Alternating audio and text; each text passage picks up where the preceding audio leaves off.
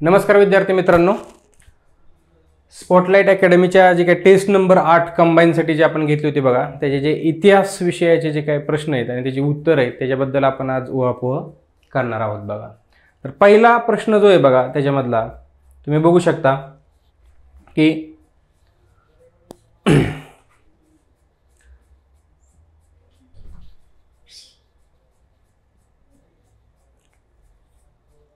कोणत्या कायद्यानुसार ख्रिस्ती धर्म प्रसारक जे आहेत बघा, तर त्यांना धर्म प्रसारणासाठी किंवा धर्म प्रचारासाठी मुभा मिळाली, म्हणजे ज्याला प्रोसेलिटायझिंग ॲक्टिव्हिटीज असं आपण म्हणतो की धर्म प्रसाराला मुभा मिळाली होती.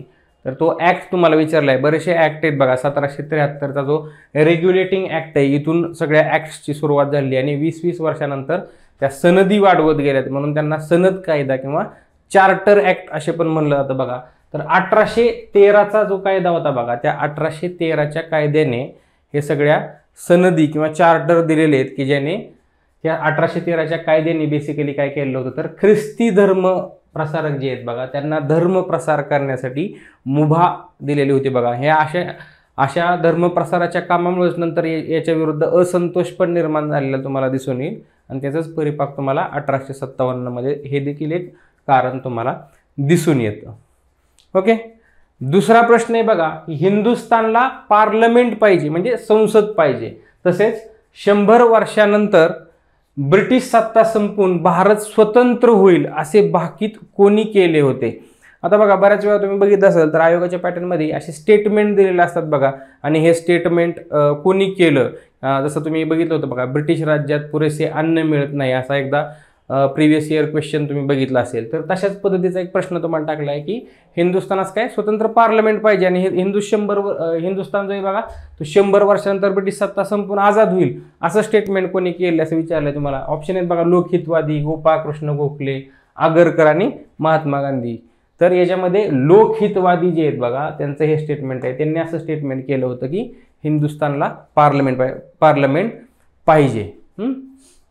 तर लोकहितवादी यांचं बरंचसं कार्य आहे बघा, आणि असे जे काही प्रश्न आहेत ना ते एकदम माहीत असेल तरच हा प्रश्न सुटतात, अन्यथा गेस करणं पण अशा प्रश्नामध्ये अवघड होतं. पण तुम्हाला एक एक्स्ट्रा इन्फॉर्मेशन हवी किंवा स्टेटमेंट फॉर्ममधले जे प्रश्न त्याबद्दल पण तुम्ही अवेअर व्हावं म्हणून हा प्रश्न टाकला आहे. तर याचं उत्तर आहे लोकहितवादी, ऑप्शन नंबर 1. आता पुढचा जो प्रश्न आहे बघा तो म्हणजे योग्य जोड्या लावाचा प्रश्न आहे बघा. आणि ह्या जोड्या लावाच्या प्रश्नामध्ये योग्य त्या जोड्या लावा म्हणजे तुम्हाला दिलेले की अ मध्ये बघा मंगल पांडे जे आहेत बघा, मंगल पांडे 1857च्या उठावात जे 34वं जे रेजिमेंट होती बघा, तर बराकपूरचं रेजिमेंटमध्ये यांनी त्यांचे जे प्रमुख होते तुकडीचे त्यांच्यावर गोळी चालवलेली तुम्हाला दिसून येईल. चार्ल्स नेपियर दिले आणि लॉर्ड डलहौसी जो गव्हर्नर जनरल होता बघा तरी दिले, आणि त्यांच्या जोड्या दिल्या. जसं तुम्हाला आता मंगल पांडे सांगितलं की पलटणीचा जो मुख्य होता त्याच्यावर त्यांनी गोळ्या चालवल्याचं तुम्हाला सांगितलं. 34वी जी रेजिमेंट होती बघा बराकपूर येथे या गोष्टी सगळ्या झालेल्या. 34वी तुकडीचं नेतृत्व ते करत होते आणि ग्रीज्ड कार्टिजेस म्हणजे ज्या एनफिल्ड बंदुकीच्या ज्या गोळ्या होत्या बघा त्या स्वीकारण्यास त्यांनी काय नकार दिला होता आणि त्यातून काय केलं होतं, पलटणीच्या मुख्यावर गोळी झाली. त्यामुळे अचं 2 येणारं बघा, म्हणजे हा ऑप्शन डायरेक्ट इलिमिनेट होऊन जातात. हे 2 ऑप्शन राहतात, ह्या 2 पैकी तुम्हाला उत्तर आहे. आता तुम्ही इथं लक्षात ठेवा, चार्ल्स नेपियर जरी तुम्हाला माहीत नसलं समजा तर लॉर्ड डलहौसी जो आहे बघा ते तुम्हाला दिसून येते की शिपायांना चिथवले किंवा शिपायांच्या भत्त्यात कपात केली. आता लॉर्ड डलहौसी हा गव्हर्नर जनरल हे तर तुम्हाला माहिती आहे, त्यामुळं कला 1 नाही हे तर तुम्ही करू शकला असता, म्हणजे एक गेस करू शकत आहोत तुम्ही. त्यामुळे कला 3 असणं, कला 3 असणारा एकच पर्याय आहे बघा इथं.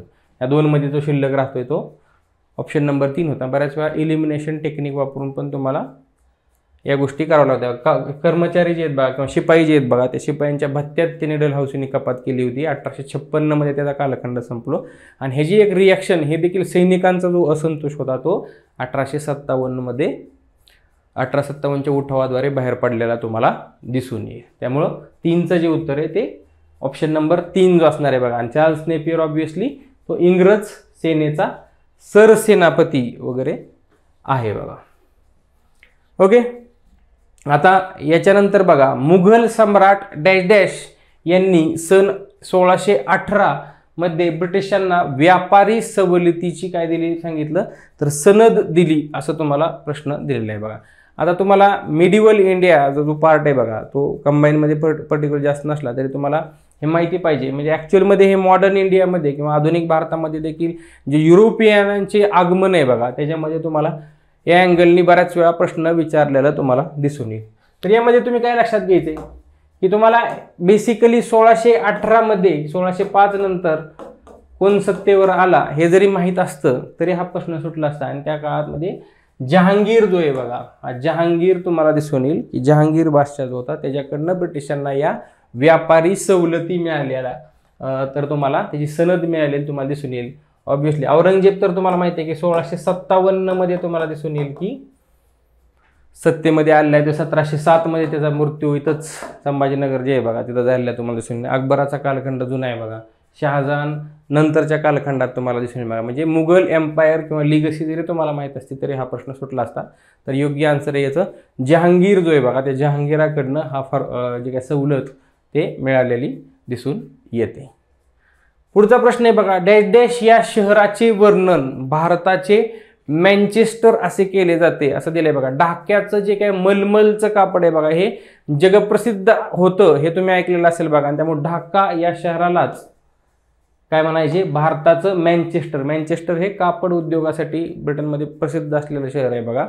तर त्याच धर्तीवर ढाका हे भारतामध्ये असलेलं प्रचंड म्हणजे एकदम सुपीक डेल्टा असलेलं गंगा नदीचा आणि त्यामुळे मलमलचं जे कापड आहे बघा ते प्रसिद्ध होतं. त्यामुळे ढाका या शहराला वर्णन भारताचे मँचेस्टर असे दिलं आहे. बऱ्याच वेळा बघा बरेचसे प्रश्न वन लाईनर टाकलेत यासाठी टाकलेत की तुम्हाला ॲडिशनल इन्फॉर्मेशन थोडीशी माहीत असावी. कारण स्टेटमेंट फॉर्मच्या प्रश्नांचं बऱ्याच वेळा असा पण तोटा जरी असला तरी बऱ्याच वेळा असा फायदा असतो की इलिमिनेशन टेक्निक वापरून आणि ऑप्शनच्या माध्यमातून आपण काय करू शकतो उत्तरापर्यंत पोहोचू शकतो. पण वन लाईनर जे क्वेश्चन आहेत बघा यात जर डेटा माहीत नसेल तर डायरेक्टली बोल्ड होण्याची शक्यता असते. म्हणून मुद्दा म्हणून काय केलेले तर वन लाईनर क्वेश्चन टाकले की जे टेस्टच्या माध्यमातून तुमच्या ज्ञानामध्ये किंवा तुमच्या जे काही फॅक्ट्स आहेत बघा त्याच्यामध्ये पण थोडीशी भर पडावी. तर कोणत्या शहराचे वर्णन भारताचे मँचेस्टर केले तर ढाका या शहराचे वर्णन केलेलं तुम्हाला दिसून येईल. असाच बघा 6वा जो प्रश्न आहे बघा तो पुन्हा एकदा काय केले तर स्टेटमेंट फॉर्म दिले बघा. स्टेटमेंट 6 नंबर 7 नंबर मुद्दाम असे स्टेटमेंट दिले की बऱ्याच वेळा असं होतं की आपण समाजसुधारक करतो. समाजसुधारक करत असताना समाजसुधारकांचं जे कार्य आहे ते आपण केलेलं असतं. पण समाजसुधारकांनी जी वापरलेली जी वाक्य आहेत बघा बऱ्याचशा ठिकाणी असे आणि असे हल्लीच्या काळामध्ये असे जे प्रश्न येण्याचं प्रमाण भरपूर वाढलेलं आहे बघा. तर त्याच धर्तीवर हा प्रश्न आहे बघा की शाळा कॉलेजांपेक्षा जे कारखाने आहेत कारखाने ते राष्ट्राच्या नवीन उपक्रमांना जन्म देऊ शकतात असं विधान कोणी केले असं तुम्हाला विचारले बघा. तर न्यायमूर्ती रानडे जे आहेत बघा त्या न्यायमूर्ती रानडेंचं हे वाक्य आहे बघा की शाळा कॉलेजांपेक्षा काय राष्ट्राचे म्हणजे कारखाने जे आहेत बघा ते राष्ट्राच्या नवीन उपक्रमांना जन्म देऊ शकतात अशा मताचे न्यायमूर्ती रानडे होते बघा. आणि तुम्हाला दिसून येईल की जे आपल्या स्टेट गव्हर्नमेंटचं किंवा YCMOचं जे पुस्तक आहे बघा यशवंतराव चव्हाण मुक्त विद्यापीठाचं तर त्यामध्ये हे वाक्य डायरेक्टली दिलेलं आहे बघा. त्यामुळे ऑथेंटिक सोर्समधून बऱ्यापैकी प्रश्न घेतलेले तुम्हाला दिसून येतील याच्यामध्ये. तशाच पद्धतीचं बघा रेल्वे जो आहे बघा रेल्वे म्हणजे दुसऱ्याच्या पत्नीला आभूषणे घालणे असं कोण म्हणाले तर तुम्ही लक्षात घेऊ शकता बघा. रेल्वेचा कालखंड आणि रेल्वेच्या म्हणजे रेल्वे जेव्हा आली बघा 1853 मध्ये जी रेल्वे धावली बघा ठाणे मुंबई जी रेल्वे धावलेली बघा आणि ते 3 डब्यांवर प्रश्न पण विचारून गेला. बऱ्याच वेळा प्रश्न विचार केला म्हणजे रेल्वेला बऱ्याच म्हणजे चाक्या मुसोबा म्हणलेले आहेत बघा. ज्ञानोदय जे वृत्तपत्र होतं ज्ञानोदय वृत्तपत्र कोणी सुरू केले मागच्या टेस्टला प्रश्न होता बघा ज्ञानोदय. तर ते ज्ञानोदय वृत्तपत्राने त्याला चाक्या मुसोबा म्हणलेलं असं सांगितलं. तसंच टिळक त्याला काय म्हणतात की रेल्वे म्हणजे काय तर दुसऱ्याच्या पत्नीला आभूषणे घालणे.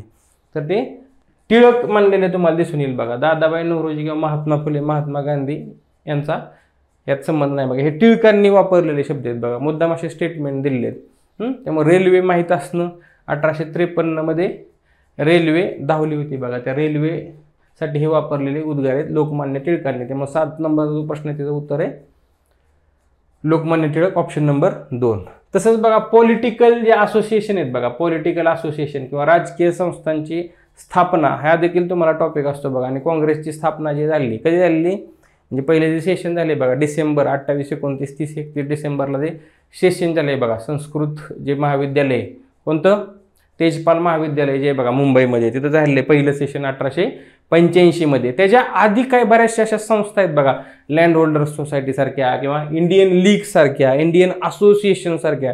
आणि मग त्यामध्ये काय होतं बऱ्याच वेळा विद्यार्थी कन्फ्यूज होतात बघा म्हणून हे इंडियन असोसिएशनवर प्रश्न दिलाय.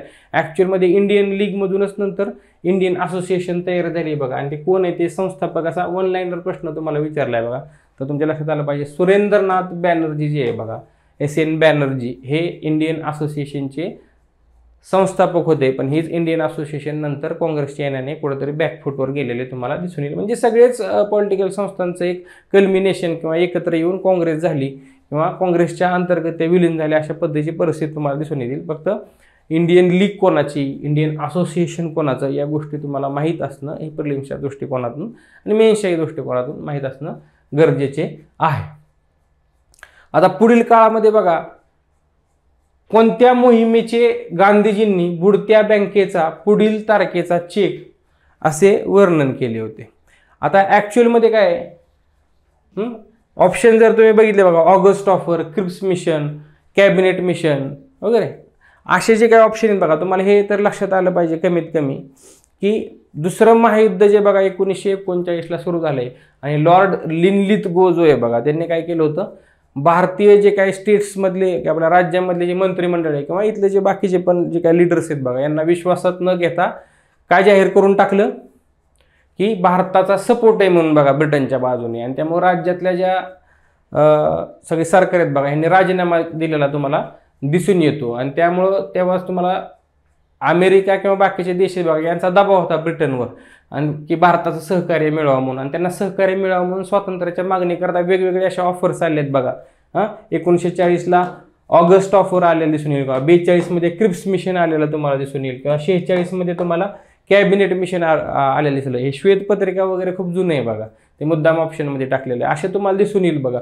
आणि याच्यामध्ये बरेचसे प्रस्ताव मांडले गेले होते. असं स्टॅफर्ड क्रिप्स जेव्हा आले होते बघा हे क्रिप्स मिशन त्यांनी मांडलं होतं आणि त्यांनी काय सांगितलं होतं की युद्धानंतर तुम्हाला भारताला काय दिलं जाईल तर कॉन्स्टिट्युएंट असेंब्ली जी आहे बघा म्हणजे काय संविधान सभेची स्थापना केली जाईल की ज्याच्यामध्ये प्रामुख्याने सर्वच्या सर्व म्हणजे इथं प्रामुख्याने असा शब्द मेन्शन केला होता प्रामुख्याने त्या सभेमध्ये भारतीय असतील. त्याला विरोध झाला म्हणून हे काय म्हणले सगळ्याच्या सगळे असतील क्रिप्स मिशनमध्ये पण कधी युद्धानंतर. आणि म्हणून गांधीजींनी त्याच्यावर टीका केली की बुडत्या बँकेचा पुढील तारखेचा चेक आहे बघा. आणि त्यामुळे ह्याचं जे उत्तर आहे बघा ते क्रिप्स मिशन याच्याबद्दल गांधीजींनी हे शब्द वापरलेले आहेत. म्हणजे पुढील तारखेचा म्हणजे कशामुळे पुढील तारखेचा चेक म्हणजे आपण सांगतो जसं की युद्धानंतर देऊ बाबा म्हणजे आत्ता काय देणार नाही आत्ता तुम्ही काय करा आम्हाला कोऑपरेशन करा अशी भूमिका होती म्हणून ते शब्द वापरलेले तुम्हाला दिसून येईल. आता जो काही शेवटचा प्रश्न आहे बघा की पुढील विधानांपैकी अयोग्य विधान ओळखा म्हणजे मुद्दाम दिलेले आहे. तुम्ही लक्षात घ्या की 1909 पहिल्या स्टेटमेंटमध्ये की मोर्ले मिंटो सुधारणा जे आहेत बघा मोर्ले मिंटो रिफॉर्म्स जे आहेत तर त्यामध्ये मोर्ले हा भारत मंत्री तर मिंटो हा व्हाईसरॉय होता असं स्टेटमेंट आहे. आता तुम्हाला हे लक्षात आलं पाहिजे की भारत मंत्री जो आहे बघा ते पोस्ट जी आहे ती मोठी याच्यामध्ये दिसून येते. त्यामुळे पहिलं जे नाव असतं मोर्ले मिंटो मधलं मोर्ले हा भारत मंत्री तर एकदम बरोबर आहे बघा आणि मिंटो हा व्हाईसरॉय एकदम बरोबर स्टेटमेंट आहे. दुसरं जे स्टेटमेंट आहे बघा 1935चा जो कायदा आहे तर त्यामध्ये काय अपेक्षित संघराज्य व्यवस्था जे काय फेडरल स्ट्रक्चर मांडलं होतं बघा तर ते अस्तित्वात येऊ शकली नाही कारण संस्थानांनी संघराज्य पद्धती स्वीकारलेली नाही असं तुम्हाला दिसून येतं. हे पण स्टेटमेंट एकदम बरोबर आहे बघा. म्हणजे historical background to the constitution किंवा राज्यघटनेची जी काही सुरुवात आहे त्याचं जे काही ऐतिहासिक पार्श्वभूमी बघता त्यामध्ये तुम्हाला दिसून येईल की 1935च्या ऍक्टवर बरंचसं म्हणजे आपल्या राज्यघटनेचा पण बराचसा स्ट्रक्चरल पार्ट हा 1935च्या कायद्यान्वये घेतलं हे तुम्हाला दिसून येईल. आणि त्यामुळे तुम्हाला लक्षात येईल की संस्थानं जी होती यांनी मात्र हे स्वीकारलं नाही त्यामुळे हे कुठंतरी मागं पडलं. पण बऱ्याचसा कारभार जो आहे आपला नंतरच्या कालखंडात देखील 1935च्याच कायद्याने झालेला तुम्हाला दिसून येईल. पण ही व्यवस्था जशी अपेक्षित केली होती तशी झाली नाही कारण संस्थानांनी ती पद्धती जी काय राजे महाराजे होते बघा जे वेगवेगळे संस्थान होते त्यांनी ते स्वीकारली नव्हती. त्यामुळे ते स्टेटमेंट पण बरोबर होऊन जातं बघा. भारतीय स्वातंत्र्याचा कायदा हा माउंट बॅटन योजनेवर आधारित होता, हे पण बरोबर आहे बघा. 3 जुलै 1947ला माउंट बॅटन बघा, लास्टचा जो गव्हर्नर जनरल होता लॉर्ड वेवेल गेल्यानंतर माउंट बॅटनला पाठवलं होतं बघा, आणि त्याने माउंट बॅटन प्लॅन जो मांडला होता त्याच धर्तीवर भारताला काय झाले, स्वातंत्र्य मिळाले किंवा फाळणी, भारताचे 2 डॉमिनियन तयार केले, ज्याला आपण म्हणतो वसाहत, ज्या 2 वसाहती तयार केल्या बघा. वसाहती अंतर्गत स्वराज्य असं दिलं होतं. नंतरच मग ते इंडियन इंडिपेंडन्स ॲक्ट स्वतःच्या आपण पार्लमेंटमध्ये हे करून नंतर केलेलं आहे बघा. तर हेही स्टेटमेंट बरोबर होतं. तिसरं जे स्टेटमेंट आहे बघा, कॅबिनेट मिशन, हे कॅबिनेट मिशन अंतर्गत काय झालं, स्टॅफर्ड क्रिप्स, पेथिक लॉरेन्स आणि A.V. अलेक्झांडर हे 3 भारतात आलेले होते बघा. आणि यामध्ये काय, स्टॅफर्ड क्रिप्स हे तेव्हाचे भारत मंत्री होते सांगितले. आता तुम्हाला सांगितलं की क्रोनॉलॉजीनुसार तुम्हाला लक्षात राहिलं पाहिजे की ऑगस्ट ऑफर कधी, क्रिप्स मिशन कधी आहे, वेवेल प्लॅन कधी आहे, सी राजगोपालाचारी फॉर्म्युला कधी आहे बघा, किंवा देसाई लियाकत पॅक्ट कधी, हे पण तुम्हाला माहिती पाहिजे. त्यानुसार 1946 मध्ये बघा हे कॅबिनेट मिशन प्लॅन होतं. आणि जी आपली संविधानिक सभा आहे बघा, संविधान सभा जी आहे कॉन्स्टिट्यूंट असेंब्ली, ही ह्या कॅबिनेट मिशनच्या प्लॅनवर आधारितच होती, हे तुम्हाला माहीत असलं पाहिजे. आणि ह्या कॅबिनेट मिशनचे जे काही सदस्य होते ते स्टॅफर्ड क्रिप्स, पेथिक लॉरेन्स आणि A.V. अलेक्झांडर. हे पहिलं जो स्टेटमेंटचा जो पहिला भाग आहे तो बरोबर आहे, पण यामध्ये जे पुढचं वाक्य आहे बघा की स्टॅफर्ड क्रिप्स हे तेव्हाचे भारत मंत्री होते, तर हे स्टेटमेंट चुकीचं होऊन जातं. ॲक्च्युअलमध्ये पेथिक लॉरेन्स जे आहेत बघा ते त्यावेळेसचे भारत मंत्री होते, त्यामुळे स्टॅफर्ड क्रिप्स हे भारत मंत्री आहे, हे वाक्य फक्त पुढचं जे दुसरा पार्ट आहे बघा, latter part of the statement जो आहे तो चुकीचा राहतो. पहिलं जो पार्ट आहे तो बरोबर आहे की 3 हे जण होते, पण भारत मंत्री ते होते, हे स्टेटमेंट चुकीचं ठरतं आणि तुम्हाला अयोग्यच विधान ओळखायला लावले, त्यामुळे याचं उत्तर होऊन जातं ऑप्शन नंबर 3. तर हे सगळे होते बघा हिस्ट्री किंवा इतिहास विषयाचे आपले टेस्ट नंबर 8चे सगळे प्रश्न. तर यांचा आपण व्यवस्थितरित्या ॲनालिसिस केलेले. Okay, thank you. नमस्कार विद्यार्थी मित्रांनो, आपल्याला टेस्ट नंबर 8 मधले जे जॉग्राफी आणि इकॉनॉमिक्सचे क्वेश्चन आहेत ते बघायचे आहेत. सो पहिल्यांदा आपण टेस्ट नंबर 8 मधले जे जॉग्राफीचे क्वेश्चन्स आहेत ते बघूया. सगळ्यात पहिला क्वेश्चन आहे ते क्वेश्चन नंबर 11, जो तुम्हाला महाराष्ट्रातील खनिज संपत्ती या टॉपिकवरती विचारला गेला होता बघा. आता खरं तर तुम्ही या प्रकारचा प्रश्न एक्सपेक्टही केला नसेल, ठीक आहे, बरोबर का नाही. इथे तुम्हाला अक्षरउत्तर, रेखावृत्त आणि खनिज संपत्ती असे दोन्ही घटक एकत्र करून प्रश्न विचारलेला होता. आता या ठिकाणी जर का तुम्ही महाराष्ट्राचा अक्षरवृत्ती आणि रेखावृत्ती विस्तार बघितला तर तुम्हाला हा प्रश्न सोडवता येणं अगदी सोपं आहे, बरोबर का नाही. 74 अंश रेखावृत्त आणि 78 अंश रेखावृत्त, बरोबर का नाही. हा, इथं काय विचारलंय तुम्हाला, खनिज संपत्तीचे केंद्रीकरण. मग तुम्ही जर का इथे बघितलं तर या ठिकाणी 74 अंश पूर्व रेखावृत्ताच्या पश्चिमेकडे म्हणजे इकडे, आणि 78 अंश पूर्व रेखावृत्ताच्या पूर्वेकडे या ठिकाणी खनिज संपत्तीचं केंद्रीकरण झालेलं आपल्याला दिसतं. त्याच्यामुळे या ठिकाणी पर्याय क्रमांक अ व पर्याय क्रमांक ब बरोबर आहे, म्हणून उत्तर तुमचं दुसरं होतं. पर्याय क्रमांक 3 74 व 78च्या मध्ये या मधल्या रिजन मध्ये कुठली खनिज संपत्ती सापडते का रे? इथं कुठलीही खनिज संपत्ती सापडत नाहीये. आणि त्याच्यानंतर 20 अंश उत्तर अक्षरवृत्ताच्या उत्तरेकडे इथे. सो पहिला 1 आणि दुसरा हा काय आहे तर योग्य पर्याय या ठिकाणी आहे. त्यामुळे उत्तर क्रमांक किती आहे तर 2 आहे. पुढचा बघा, मॅप पॉइंटिंग वरचा क्वेश्चन होता, नकाशा वाचनावरचा, की पुढे दिलेल्या विधानांतून तुम्हाला चुकीचं विधान निवडायचं होतं. चुकीचं विधान तुम्हाला निवडायचं होतं. 4 स्टेटमेंट दिले होते. यवतमाळ व नांदेड जिल्ह्यांच्या सीमा एकमेकांना लागून आहेत का? हो, एकमेकांना लागून आहेत. तुम्ही जर का बघितलं तर दोघही जिल्ह्यांमध्ये 16 तालुके आहेत आणि दोघांच्याही सीमा एकमेकाला लागतात. वाशिम जिल्ह्याची सीमा यवतमाळ व नांदेड 2 जिल्ह्यांना लागून आहे का? याचं उत्तर आहे नाही. हे दुसरं स्टेटमेंट तुमचं चुकीचं आहे, जे की तुमचं उत्तर आहे. या ठिकाणी हिंगोली जिल्हा आहे बघा, जो दोघही जिल्ह्यांना लागून आहे. आणि त्याच्यानंतर नांदेड जिल्ह्यातील देगलूर तालुका 2 राज्यांच्या सीमांना स्पर्श करतो. हो, करतो. महाराष्ट्रामध्ये असे एकूण 7 तालुके आहेत जे एकाच वेळी 2 राज्यांना स्पर्श करतात. त्यापैकी नांदेड जिल्ह्यातला देगलूर तालुका हा तेलंगणा आणि कर्नाटक या दोघांनाही स्पर्श करतो. आणि यवतमाळ जिल्ह्यातील वणी हा सर्वात पूर्वेकडील तालुका आहे. आता तुम्ही म्हणाल की सर हा जो चौथा ऑप्शन आहे ना, हा थोडा आम्हाला टफ वाटतोय किंवा एवढ्या डेप्थ मध्ये आयोग जाईल का? नाही. यवतमाळ जिल्हा जर का तुम्ही बघितलं तर सगळ्यात पूर्वे, आता प्रशासकीय विभागांवरती ऑलरेडी प्रश्न विचारले गेलेत. अमरावती प्रशासकीय विभागातला सगळ्यात पूर्वेकडचा जिल्हा यवतमाळ आहे, त्याच्यामुळे त्याच्यातला सगळ्यात पूर्वेकडचा जिल्हा तुम्हाला माहीतच असला पाहिजे. म्हणून त्या अनुषंगाने या ठिकाणी चौथं स्टेटमेंट विचारलेलं होतं. जसं की यापूर्वी आयोगाने नंदुरबार जिल्ह्यातला उत्तरेकडचा तालुका विचारला होता, जो की महाराष्ट्रातला सगळ्यात उत्तरेकडचा तालुका आहे, त्याच्यामुळे तो सगळ्यांनाच माहीत असणं अपेक्षित असतं. ठीक आहे, चला क्वेश्चन नंबर 13 बघा. योग्य जोड्या जुळवा. एका बाजूला तुम्हाला 4 धरणं दिले होते आणि दुसऱ्या बाजूला काय दिले होते, तर त्या ठिकाणी जिल्ह्यांची नावं दिलेली होती. मग आता बघा, इरई नदी तुम्हाला सगळ्यांना माहिती आहे चंद्रपूर जिल्ह्यामध्ये आहे, बरोबर का नाही? हा, त्याच्यामुळे अचं उत्तर दुसरं. आता इथे इलिमिनेशन तुम्ही जर का बघितलं तर दुसरा आणि चौथा ऑप्शन निघून जातो, उरतो फक्त पहिला आणि तिसरा ऑप्शन, बरोबर का नाही? निळवंडी धरण कुठे आहे, ते आहे तुमचं अहिल्यानगरमध्ये. त्याच्यानंतर घाणेवाडी धरण कुठे आहे तुमचं, जालना जिल्ह्यामध्ये. आणि त्याच्यानंतर अमरावती धरण कुठे आहे, नंदुरबार जिल्ह्यामध्ये. सो पर्याय क्रमांक 1 याचं उत्तर या ठिकाणी आहे. इथे इलिमिनेशनने पण तुमचा हा क्वेश्चन सॉल्व्ह होत होता. पुढचा क्वेश्चन बघा, अत्यंत फॅक्च्युअल क्वेश्चन आहे. इकॉनॉमिक सर्व्हेमध्ये जो डेटा असतो ते इकॉनॉमिक सर्व्हेमधून हा घेतलेला प्रश्न आहे की महाराष्ट्रातील राष्ट्रीय महामार्गांची सरासरी जी लांबी आहे 2023 मध्ये ती किती होती, तर ती होती तुमची 18,000 किलोमीटर. ठीक आहे, इथं मुद्दाम तुम्हाला कन्फ्यूज करण्यासाठी 1,40,000 आणि 1,80,000 दिलेलं होतं. ठीक आहे, एवढं तर संपूर्ण भारतातली जवळजवळ. सो महाराष्ट्रातली किती आहे, फक्त 18,000 किलोमीटर लांबीचे जवळजवळ नॅशनल हायवे आहेत. क्वेश्चन नंबर 15 बघा. 1974 मध्ये स्थापन झालेल्या महाराष्ट्र वन विकास मंडळाची पुढीलपैकी कोणती कार्य आहेत. आता महाराष्ट्र वन विकास मंडळ का विचारलं, एकतर महाराष्ट्रातील वने टॉपिकवरचा हा प्रश्न आहे. याला 50 वर्ष पूर्ण होत आहेत 2024 मध्ये, म्हणजे झालेले आहेत ऑलरेडी. सो 50 वर्ष पूर्ण झालेत म्हणून काय केलं याच्यावरती तुम्हाला प्रश्न विचारलेला आहे. आणि खाली दिलेली सर्व कार्य कोणामार्फत केली जातात, वन विकास महामंडळाद्वारे केली जातात. लक्षात ठेवा, अत्यंत महत्वाची भूमिका आहे.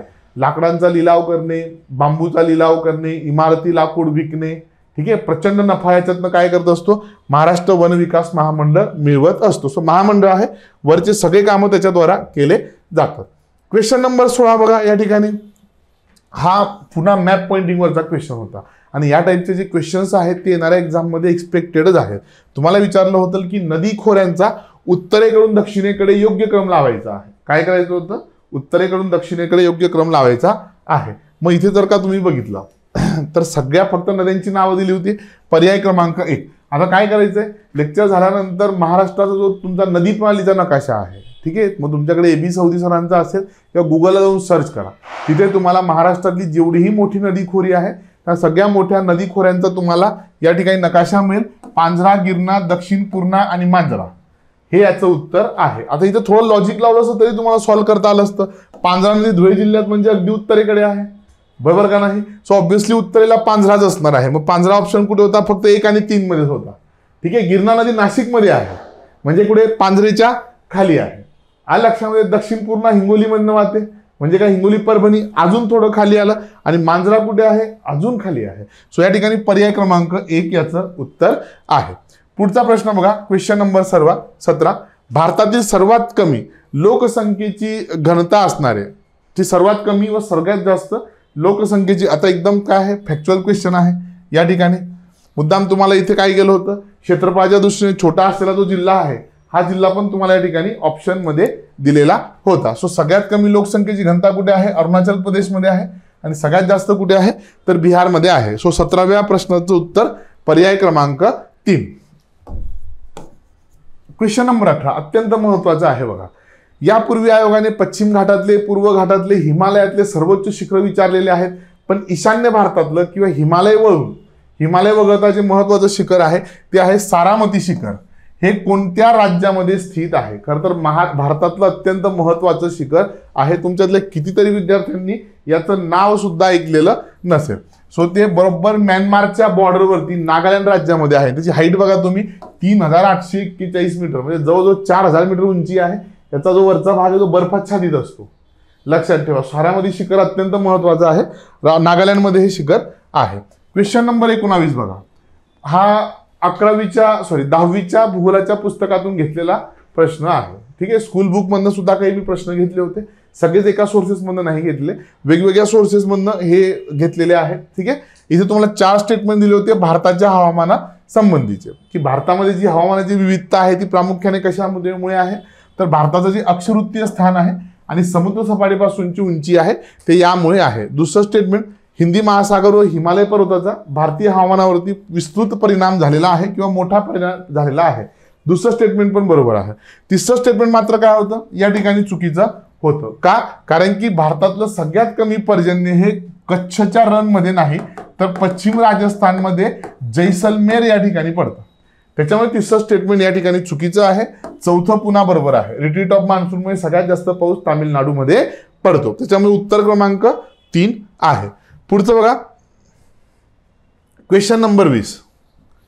2 स्टेटमेंट दिले होते तुम्हाला. पुन्हा इथे भारताचा नकाशा माहीत असणं अपेक्षित आहे. बघा, जर का तुम्ही नकाशा काढला इथे असा, तर इथे पश्चिम घाट आहे आणि इथे पूर्व घाट आहे, बरोबर का नाही?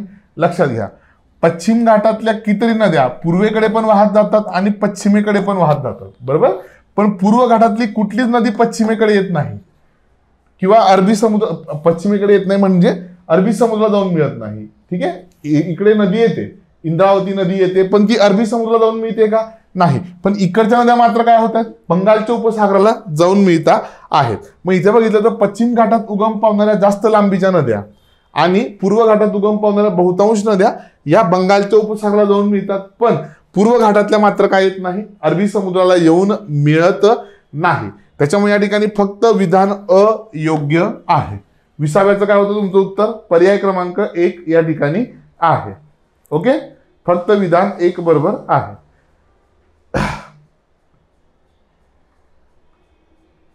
चला, पुढचे कुठले क्वेश्चन्स आहे? पुढचे क्वेश्चन्स आहेत आपले इकॉनॉमिक्सचे. क्वेश्चन नंबर 21 बघा. या ठिकाणी अवपुंजन म्हणजे काय? डम्पिंग. काय असतं रे डम्पिंग?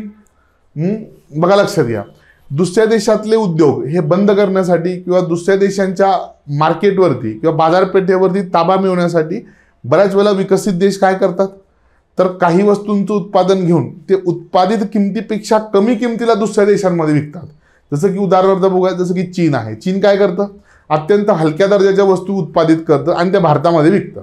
बरं, त्या उत्पादित किमतीपेक्षा पण कमी किमतीला विकतं. बरं, त्याच्यामुळे काय होतं माहिती का तुम्हाला, भारतीय बाजारपेठेचे जे उद्योग आहे ते या कमी किमतीच्या वस्तूंशी काय करू शकत नाही, स्पर्धा करू शकत नाही आणि हळूहळू करता करता भारतातले उद्योग बंद होतात. मग संपूर्ण बाजारपेठ एकदा ताब्यात आली की मग काय करायचं, हवे ते उत्पादनं त्या बाजारपेठेमध्ये विकायचे. याला बेसिकली डम्पिंग असं म्हटलं जातं. काय म्हटलं जातं? डम्पिंग असं म्हटलं जातं. मराठीमध्ये याला अवपुंजन असं हे आहे. सो या ठिकाणी पहिलं स्टेटमेंट जे होतं ते रॉंग होतं. का रॉंग होतं? अवपुंजन म्हणजे एखाद्या राष्ट्राने किंवा एखाद्या व्यापारी मंडळाने केलेल्या वस्तूची अशी निर्यात की ज्या वस्तूची किंमत आंतरराष्ट्रीय बाजारात त्या वस्तूच्या निर्माण केलेल्या देशातील किमतीपेक्षा जास्त असते. जास्त असते का? नाही.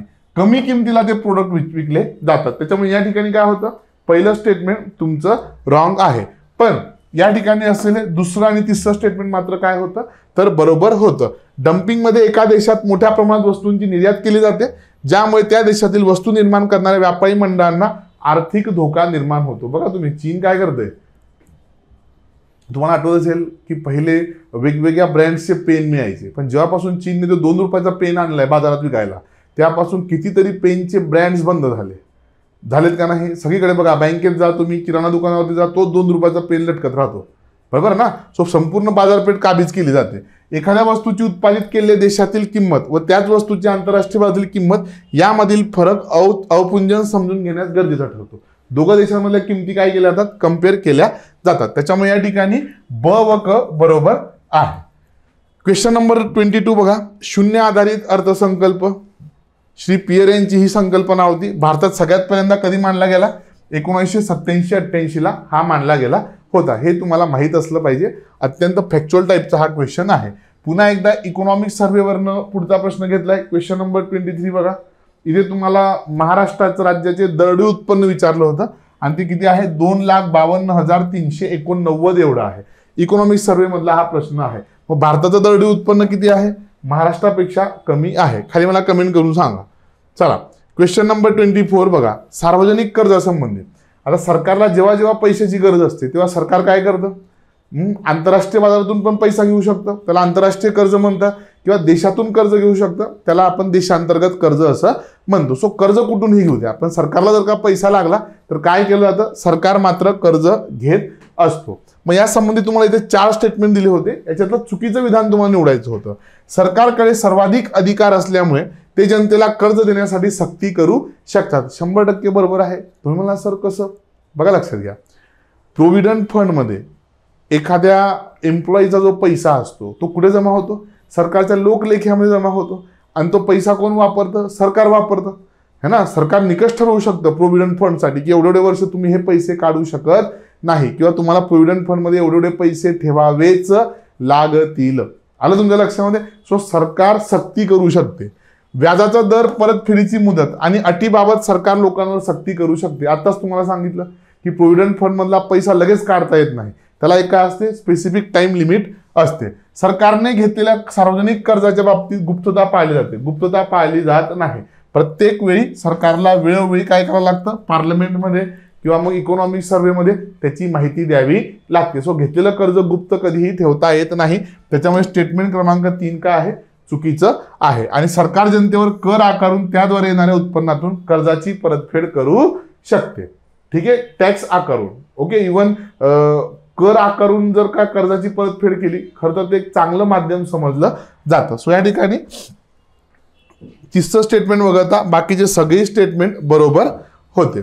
पुढचं बघा, क्वेश्चन नंबर 25 मध्ये राष्ट्रीय इलेक्ट्रॉनिक निधी हस्तांतरण, ज्याला आपण NEFT असं म्हणतो, बँक टू बँक जे ट्रान्झॅक्शन चालतं, जे पैसे ट्रान्सफर केले जातात ते NEFT थ्रू केले जातात. आणि इथे NEFT थ्रू काय होते, तर तुम्हाला NEFT बद्दल 4 स्टेटमेंट दिलेले होते आणि विचारलं होतं की योग्य विधाने निवडा.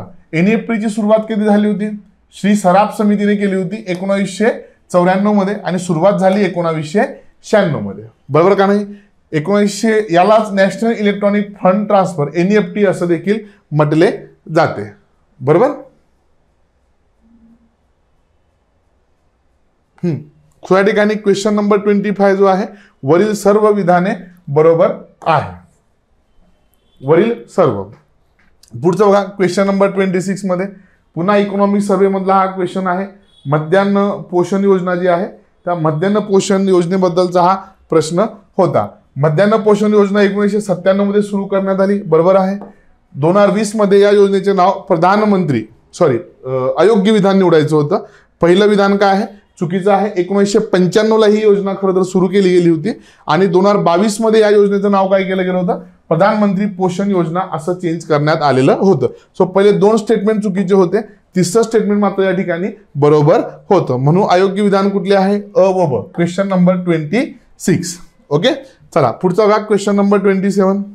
बँकांची पतनिर्मितीची मर्यादा या संबंधी असलेल्या पुढील विधानांतून चुकीचे विधान निवडा. इथे पुन्हा तुम्हाला काय दिले होते, 4 स्टेटमेंट दिलेले होते. बघा, चुकीचे विधान निवडायचे. व्यापारी बँका पतनिर्मिती करीत असल्या तरी त्या अमर्यादितपणे पतनिर्मिती करू शकत नाही.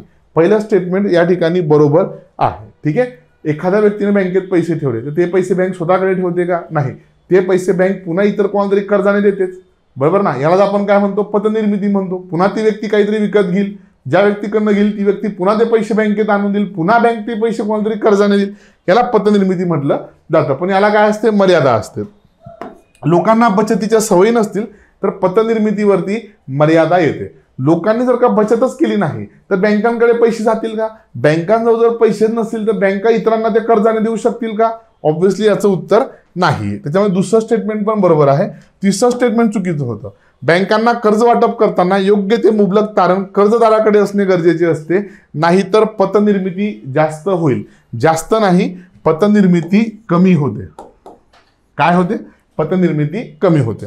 मध्यवर्ती बँकेच्या चलनविषयक धोरणाच्या परिणामामुळे पतपैसा निर्मितीवरती मर्यादा येतात. रेपो, रिव्हर्स रेपो, ठीक आहे, किंवा मग CRR, SLR सारखे वेगवेगळे साधनं वापरून बऱ्याच वेळेला मॉनिटरी पॉलिसी कमिटी काय करते, तर अर्थव्यवस्थेतला पैशाचा प्रवाह नियंत्रित करत असते. त्याच्यामुळे 4थं स्टेटमेंट पण बरोबर आहे. या ठिकाणी असलेलं 3रं स्टेटमेंट चुकीचं होतं. क्वेश्चन नंबर 28 बघा, अत्यंत फॅक्च्युअल क्वेश्चन आहे. परकीय व्यापार धोरण विचारलं होतं तुम्हाला. 2023 नुसार 2030 पर्यंत भारताने किती ट्रिलियन एक्सपोर्ट करण्याचं टार्गेट ठेवलंय, तर ते आहे तुमचं 2 ट्रिलियन. अर्थव्यवस्था नाही, हे टार्गेट कशाचं आहे, हे टार्गेट आहे एक्सपोर्टचं. ओके, पुढचं बघा. दिलेल्या पर्यायातून भारतीय कर व्यवस्थेचे वैशिष्ट्य असलेला योग्य पर्याय निवडा. पुढीलपैकी कुठलं भारतीय याचं कर व्यवस्थेचं वैशिष्ट्य आहे? बरोबर. प्रतिगामी स्वरूप आहे का? हो, प्रतिगामी स्वरूपाचे बरेचसे कर आहेत. बरोबर. त्याच्यानंतर मर्यादित क्षेत्र आहे का? हो. लवचिक अभाव आहे का? हो. मर्यादित क्षेत्र म्हणजे कसं? अर्थव्यवस्थेतल्या सगळ्या क्षेत्रांवरती कर आहे का? तर नाही. कृषीवरती कर लावतो का आपण? नाही. म्हणून मर्यादित क्षेत्रांवरतीच कर लावलेला आहे. लवचिकतेचा अभाव आहे का? एक्झॅक्टली. जर का टॅक्सेशन मध्ये बदल करायचा असेल तर तो लगेच करता येतो का? नाही. त्याच्यासाठी पूर्ण स्ट्रक्चर बदलावं लागतं, पार्लमेंटची परवानगी घ्यावी लागते. चौथा पर्याय चुकीचा आहे. अप्रत्यक्ष करांचं प्राबल्य आहे. या ठिकाणी काय दिलं होतं? प्रत्यक्ष करांचं प्राबल्य असं दिलेलं होतं. त्याच्यामुळे अ, ब व क असं याचं उत्तर आहे. पुढचं क्वेश्चन नंबर 30 बघा. पुढील विधाने विचारात घ्या. विधान अ, नवीकरणीय ऊर्जेच्या स्थापित क्षमतेनुसार महाराष्ट्र राज्य देशात 5व्या क्रमांकावरती आहे. पहिलं स्टेटमेंट बरोबर आहे. ठीक आहे. रिन्युएबल एनर्जीच्या बाबतीमध्ये महाराष्ट्र 5व्या क्रमांकावरती आहे. प्रश्न इकॉनॉमिक सर्व्हे मधून घेतलेला आहे. विधान ब, महाराष्ट्र राज्यात सर्वाधिक नवीकरणीय ऊर्जा सौर स्रोतांपासून मिळवली जाते. याचं उत्तर नाही. सौर स्रोतांपासून मिळवली जाते का? नाही. सगळ्यात जास्त जी ऊर्जा आहे ती पवन ऊर्जेपासून मिळवली जाते बघा. ठीक आहे. सौर स्रोतांपासून ती मिळवली जात नाही. त्याच्यामुळे या ठिकाणी काय आहे? फक्त विधान अ योग्य आहे. पुढचं बघा. ग्राहक किंमत निर्देशांक आणि आधारभूत वर्ष याच्या तुम्हाला या ठिकाणी जोड्या लावा असं विचारलेलं होतं. एका बाजूला सगळे तुम्हाला निर्देशांक दिलेत आणि दुसऱ्या बाजूला काय दिलेलं आहे? तर सगळ्या जोड्या या ठिकाणी दिलेल्या आहेत. मग बघा, पहिलं औद्योगिक कामगार करता ग्राहक किंमत निर्देशांक कधीचा आहे? हा 2016चा आहे बघा. ठीक आहे. 2016. शेतमजुरांकरता जो आहे तो कधीचा आहे? 1986-87 करचा आहे. एकत्रित जो आहे इंटिग्रेटेड सीपीआय तो कधीचा आहे? 2012चा. आणि महाराष्ट्र राज्याचा, आता हे खूप विद्यार्थ्यांना माहित नाहीये की महाराष्ट्र राज्याचा पण काय आहे? स्वतःचा स्वतंत्र एक औद्योगिक ग्राहक निर्देशांक आहे आणि त्याचा आधारभूत वर्ष 2001 आहे. मग असं जर का तुम्ही बघितलं तर पर्याय क्रमांक 3 याचं उत्तर आहे. प्रश्न क्रमांक 32 बघा. एखाद्या वर्षात, आता हे 11वी-12वीच्या अर्थशास्त्राच्या पुस्तकातून घेतलेले प्रश्न आहे. एखाद्या वर्षात देशात किती वस्तूंचे उत्पादन झाले, यापेक्षा देशातील किती लोकांनी त्या वस्तू आणि सेवांचा उपभोग घेतला याच्यावरून खरं तर राष्ट्रीय उत्पन्न ठरवलं पाहिजे असं कोण म्हटलं होतं? तर असं म्हटलं होतं प्राध्यापक फिशर. हे स्टेटमेंट कोणाचं आहे? फिशरचं आहे. स्कूल बुक्समधनं हे टाकलेलं आहे. हरित स्थूल जीडीपी, ग्रीन जीडीपी आपण ज्याला म्हणतो, नेहमी हा विषय चर्चेत असतो की बऱ्याच वेळेला वस्तू आणि सेवांचं उत्पादन घेत असताना पर्यावरणाची मोठ्या प्रमाणामध्ये हानी होत असते आणि ही जी झालेली हानी आहे ती कशात कॅल्क्युलेट करायची? तर मग ती ग्रीन जीडीपी मध्ये कॅल्क्युलेट केली जाते. मग हे ग्रीन जीडीपी काढण्याचा तुम्हाला फॉर्म्युला विचारला होता. इथे दुसरा ऑप्शन आहे बघा. ग्रीन जीडीपी काढण्यासाठी जे स्थूल राष्ट्रीय उत्पन्न आहे त्याच्यातून नैसर्गिक भांडवलातील निव्वळ घसरण प्लस प्रदूषणाचा भार आणि मग तुम्हाला काय मिळतो? तर ग्रीन जीडीपी याच्यातून मिळत असतो. क्वेश्चन नंबर 34 बघूयात. आंतरराष्ट्रीय पातळीवर चलनांच्या विनिमयांच्या संदर्भात रुपया घसरण्याचे परिणाम पुढील पर्यायातून निवडा. आता हा अगदी लॉजिकल क्वेश्चन होता बघा. जर का रुपया घसरला तर नेमकं काय काय होऊ शकतं? इथे तुम्हाला ते पर्यायातून विचारलेलं होतं. बघा लक्षात घ्या. जर का रुपया घसरला तर काय होईल? आयात महाग होईल. सगळ्यात पहिले काय होऊन जाईल? आपल्याला $1 ऐवजी 70 रुपये द्यावे लागत होते, आता 80 रुपये द्यावे लागत आहेत. म्हणजे काय होईल? आपली आयात महाग होऊन जाईल. निर्यात कमी होईल का? नाही, आपली निर्यात वाढेल. लक्षात घ्या. निर्यात काय होईल? हळूहळू वाढते. रुपया घसरल्यामुळे काय होईल? आंतरराष्ट्रीय बाजारामध्ये रुपयाची मागणी वाढेल. ठीक आहे. आपल्याला आयात महाग होईल पण इतर देशांना काय होईल? रुपया घसरल्यामुळे आपल्या देशातल्या वस्तू स्वस्त वाढायला लागतील. आलं लक्षात? त्याच्यामुळे आपली काय होईल? निर्यात वाढेल. परकीय चलन साठ्यात घट होईल 100% बरोबर आहे. ठीक आहे. आणि त्याच्यानंतर परदेशस्थ भारतीयांनी भारतात पाठवलेल्या पैशात वाढ होईल का? हो, 100% वाढ होणार आहे. त्याच्यामुळे इथे जर का ब पर्याय सोडला तर बाकी तिघही स्टेटमेंट या ठिकाणी बरोबर आहे. म्हणून पर्याय क्रमांक 3 याचं उत्तर आहे अ, क व ड. क्वेश्चन नंबर 35 बघा. शेवटचा प्रश्न आहे. पुढील विधाने बघा. इथे तुम्हाला 2 स्टेटमेंट दिले होते. अर्थव्यवस्थेत चलन विस्ताराची परिस्थिती निर्माण झाल्यास किंमत पातळीत वाढ होऊ शकते. म्हणजे अर्थव्यवस्थेत जर का पैसा टाकला खूप जास्त तर तुम्हाला सगळ्यांना माहिती आहे याच्यामुळे काय होते? ऑब्व्हियसली महागाई वाढून जाते. आणि दुसरं, सार्वजनिक कर्जासोबतच कर हे चलन विस्ताराला अधिक चांगल्या प्रकारे प्रतिबंध करू शकतात. जर का महागाई कमी करायची असेल तर टॅक्सेशनच्या मदतीने पण ती करता येऊ शकते. ठीक आहे, त्याच्यामुळे या ठिकाणी दोन्हीही विधाने योग्य आहेत. चला, सो थँक्यू सो मच. नमस्कार विद्यार्थी मित्रांनो, कंबाईनसाठीची आपली ही 8वी टेस्ट आहे. या टेस्टमधले करंट आणि जे आहे पॉलिटीचे प्रश्न आपण बघणार आहोत. सो सुरुवातीला जे आहे करंटचे प्रश्न बघूयात. 36 नंबरचा प्रश्न बघा. वेगवेगळ्या मंदिरांचं व्यवस्थापन करणाऱ्यामध्ये जे देवस्थान मंदिर आहेत बघा, तिच्यामध्ये त्यांनी ऑलिंडरच्या फुलांचा वापर थांबवण्याचे निर्देश दिलेले आहेत. ते कुठल्या राज्यामध्ये केलेलं आहे तर त्याचं उत्तर केरळ असं आहे.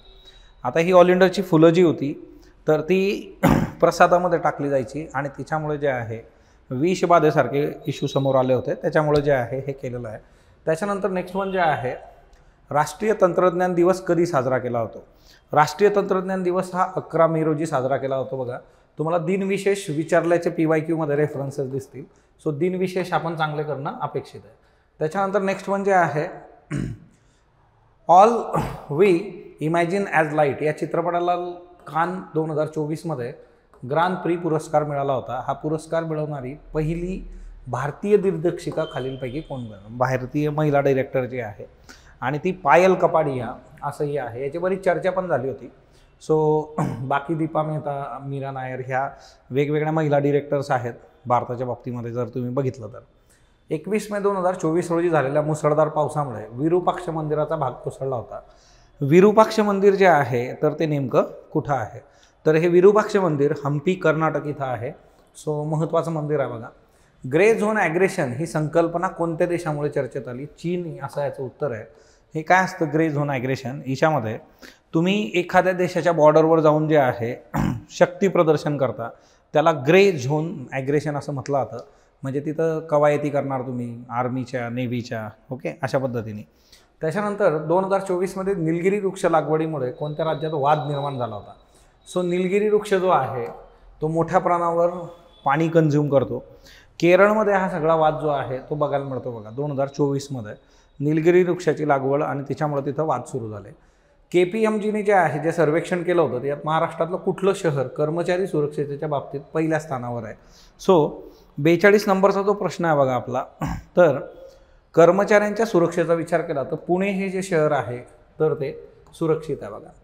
त्याच्यानंतर जे आहे 43 जे आहे, कोणत्या महिला लष्करी अधिकाऱ्याला 2024 मध्ये प्रतिष्ठित जेंडर ॲडव्होकेट पुरस्काराने सन्मानित करण्यात येणार आहे. आता हा पुरस्कार सर्वात आधी पहिल्यांदा मेजर सुमन गवानी यांना मिळाला होता आणि दुसरी व्यक्ती जी आहे याच्यामध्ये ज्यांना आता मिळालेला आहे त्या मेजर राधिका सेना. ओके, सो ह्या दुसऱ्या महिला अधिकारी आहेत भारतातल्या, ह्या पहिल्या ज्यांना मिळाला होता. खालीलपैकी कोणत्या शहरातील लक्ष्मी विष्णू कापड गिरणीच्या युनिटची सुमारे 125 वर्षाची 50 फूट उंच चिमणी धोकादायक ठरल्यामुळे जमीनदोस्त करण्यात आली. उत्तर आहे सोलापूर. आता सोलापूरमध्ये मधल्या काळामध्ये पंतप्रधानांनी आपलं विमानतळ जे आहे त्याचं उद्घाटन केलेलं आहे. तिच्यामध्ये पण ह्या चिमणीचा एक रेफरन्स येत होता. सो सोलापूरमधली ही चिमणी होती जी जमीनदोस्त मधल्या काळात केलेली आहे. खालीलपैकी कोणत्या देशातल्या नागरिकांनी राष्ट्रगीत बदललं म्हणून सरकारच्या विरोधात आंदोलनं वगैरे केली. नायजेरिया असा हा देश आहे. त्या देशातल्या राज्यकर्त्यांनी त्यांचं नॅशनल अँथम जे आहे ते नॅशनल अँथम बदललं आणि त्याच्यामुळे तिथं इश्यू निर्माण झाले बघा. कोणतं राज्य देशात सर्वाधिक महसूल मिळवतं. उत्तर आहे महाराष्ट्र. महाराष्ट्र हे राज्य जे आहे देशामध्ये सर्वाधिक महसूल मिळवणारं राज्य म्हणून समोर आलेलं आहे. आता पुस्तकांवर पण तुम्हाला प्रश्न विचारले जातात, पुस्तक कुणी लिहिलं वगैरे. Just machinery notes from my life and career हे पुस्तक कुणी लिहिलेलं आहे तर हे जे पुस्तक आहे बघा तर हे पुस्तक लिहिणारे जे व्यक्ती आहे ते D. सुब्बाराव आहे. So D. सुब्बाराव जे आहे RBIचे माजी गव्हर्नर आणि त्यांनी मग ते हे जे बुक लिहिलेलं बघा त्यांच्या ओव्हरऑल करिअरवरचं.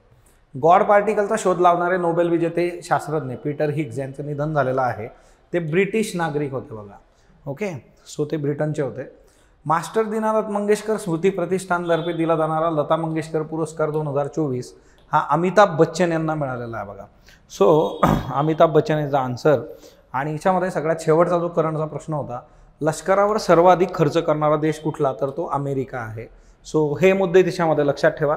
त्याच्यानंतर पुढचे जे प्रश्न आहेत आपले तर ते पॉलिटी संबंधीचे आहेत, म्हणजेच राज्यघटनेसंबंधीचे.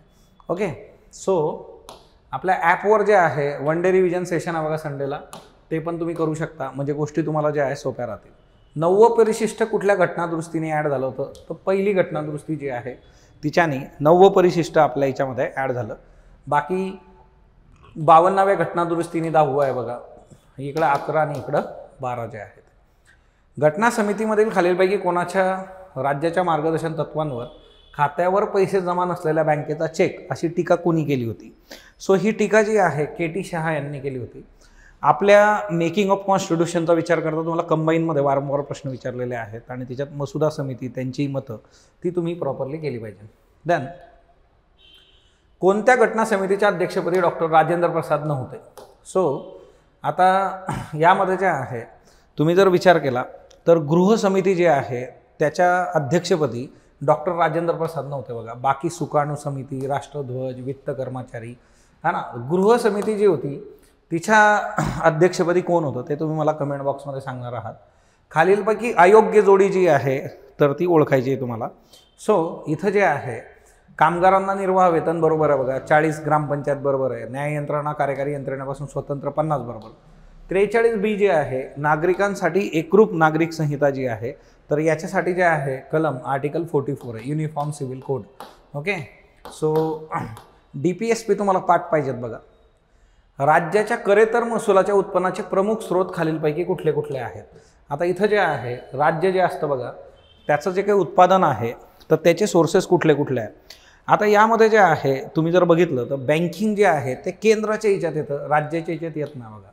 ओके, किंवा टाकसाळ आणि चलन जे आहे, चलन जर राज्य छापायला लागली तर गणित फार कठीण होऊन बसतील. सो त्यामुळे जे आहे सिंचन, वन आणि मत्स्यव्यवसाय. ओके, खालीलपैकी कोणत्या लोकसभेमध्ये सर्वाधिक महिला खासदार होत्या बघा. 17वी लोकसभा जी आहे आपली तिच्यामध्ये जे आहे तुम्हाला सर्वाधिक जे आहे महिला खासदारांची संख्या सापडते आणि ती जवळपास 78 होती, 78. मुंबई राज्याचे ते शेवटचे मुख्यमंत्री होते, ते द्वैभाषिक मुंबई राज्याचे पहिले शेवटचे मुख्यमंत्री होते. कोण होते ते, तर ते यशवंतराव चव्हाण होते बघा. यांचं जे आहे की आपल्याला ज्यावेळेस आपण बघतो की एखादी व्यक्ती त्याचं वर्णन आणि त्याच्यावरून ती व्यक्ती ओळखणं, सो यशवंतराव चव्हाणांबद्दल आहे. त्यानंतर राज्यपालांबद्दल जे आहे बघा 163 कलम जे आहे. सो बिनचूक जोडी तुम्हाला इथं विचारलेली आहे, तर बिनचूक जोडी कुठली आहे म्हणजे बरोबर काय आहे याच्यामध्ये, तर 163 मध्ये राज्यपालांचे विवेकाधिकार, मंत्रिमंडळाला सल्ला दिला त्याची चौकशी तुम्ही करू शकत नाही, राज्यपालांना सल्ला देण्यासाठी मंत्रिमंडळ असणं, या सगळ्या गोष्टी 163 अंतर्गत येतात. सो 58 याच्यात महत्त्वाचं आहे. देन 59 राज्य मानव हक्क आयोग जे आहे त्याच्याबद्दल बिनचूक विधान जे आहे.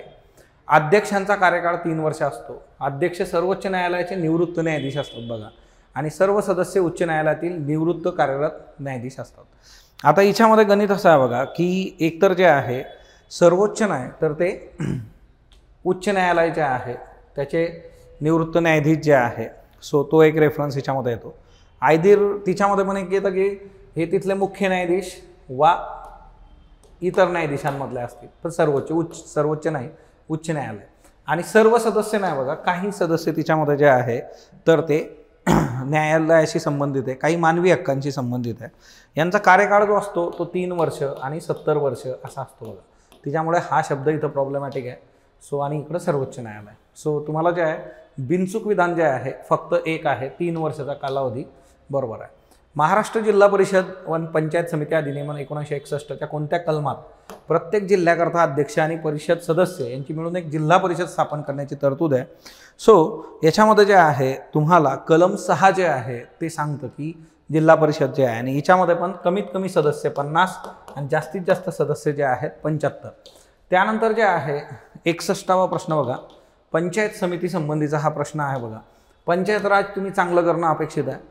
इथं तुम्हाला जे आहे अविश्वास ठराव जो येतो सभापती आणि उपसभापती त्यांच्या संबंधीचा हा जो आहे प्रश्न आहे. आता 1/3 सदस्यांनी मागणी केली तर अविश्वास ठराव तुम्ही मांडू शकता, बरोबर आहे. 2/3 हा विश्वास पारित होतो आणि महिला राखीव सभापती असल्यावर 3/4 सदस्यांच्या बहुमताने अविश्वास ठराव जो आहे तर तो पारित होतो. म्हणजे जर महिला राखीव असेल आणि महिला तिथं अध्यक्ष आहे तर 3/4 तुम्हाला लागणार आहे. सो अ ब क तीनही बरोबर आहेत बघा. ओके, त्याच्यानंतर जे आहे खालीलपैकी कोणते विषय ग्रामसूचीमध्ये जे आहे समाविष्ट होतात.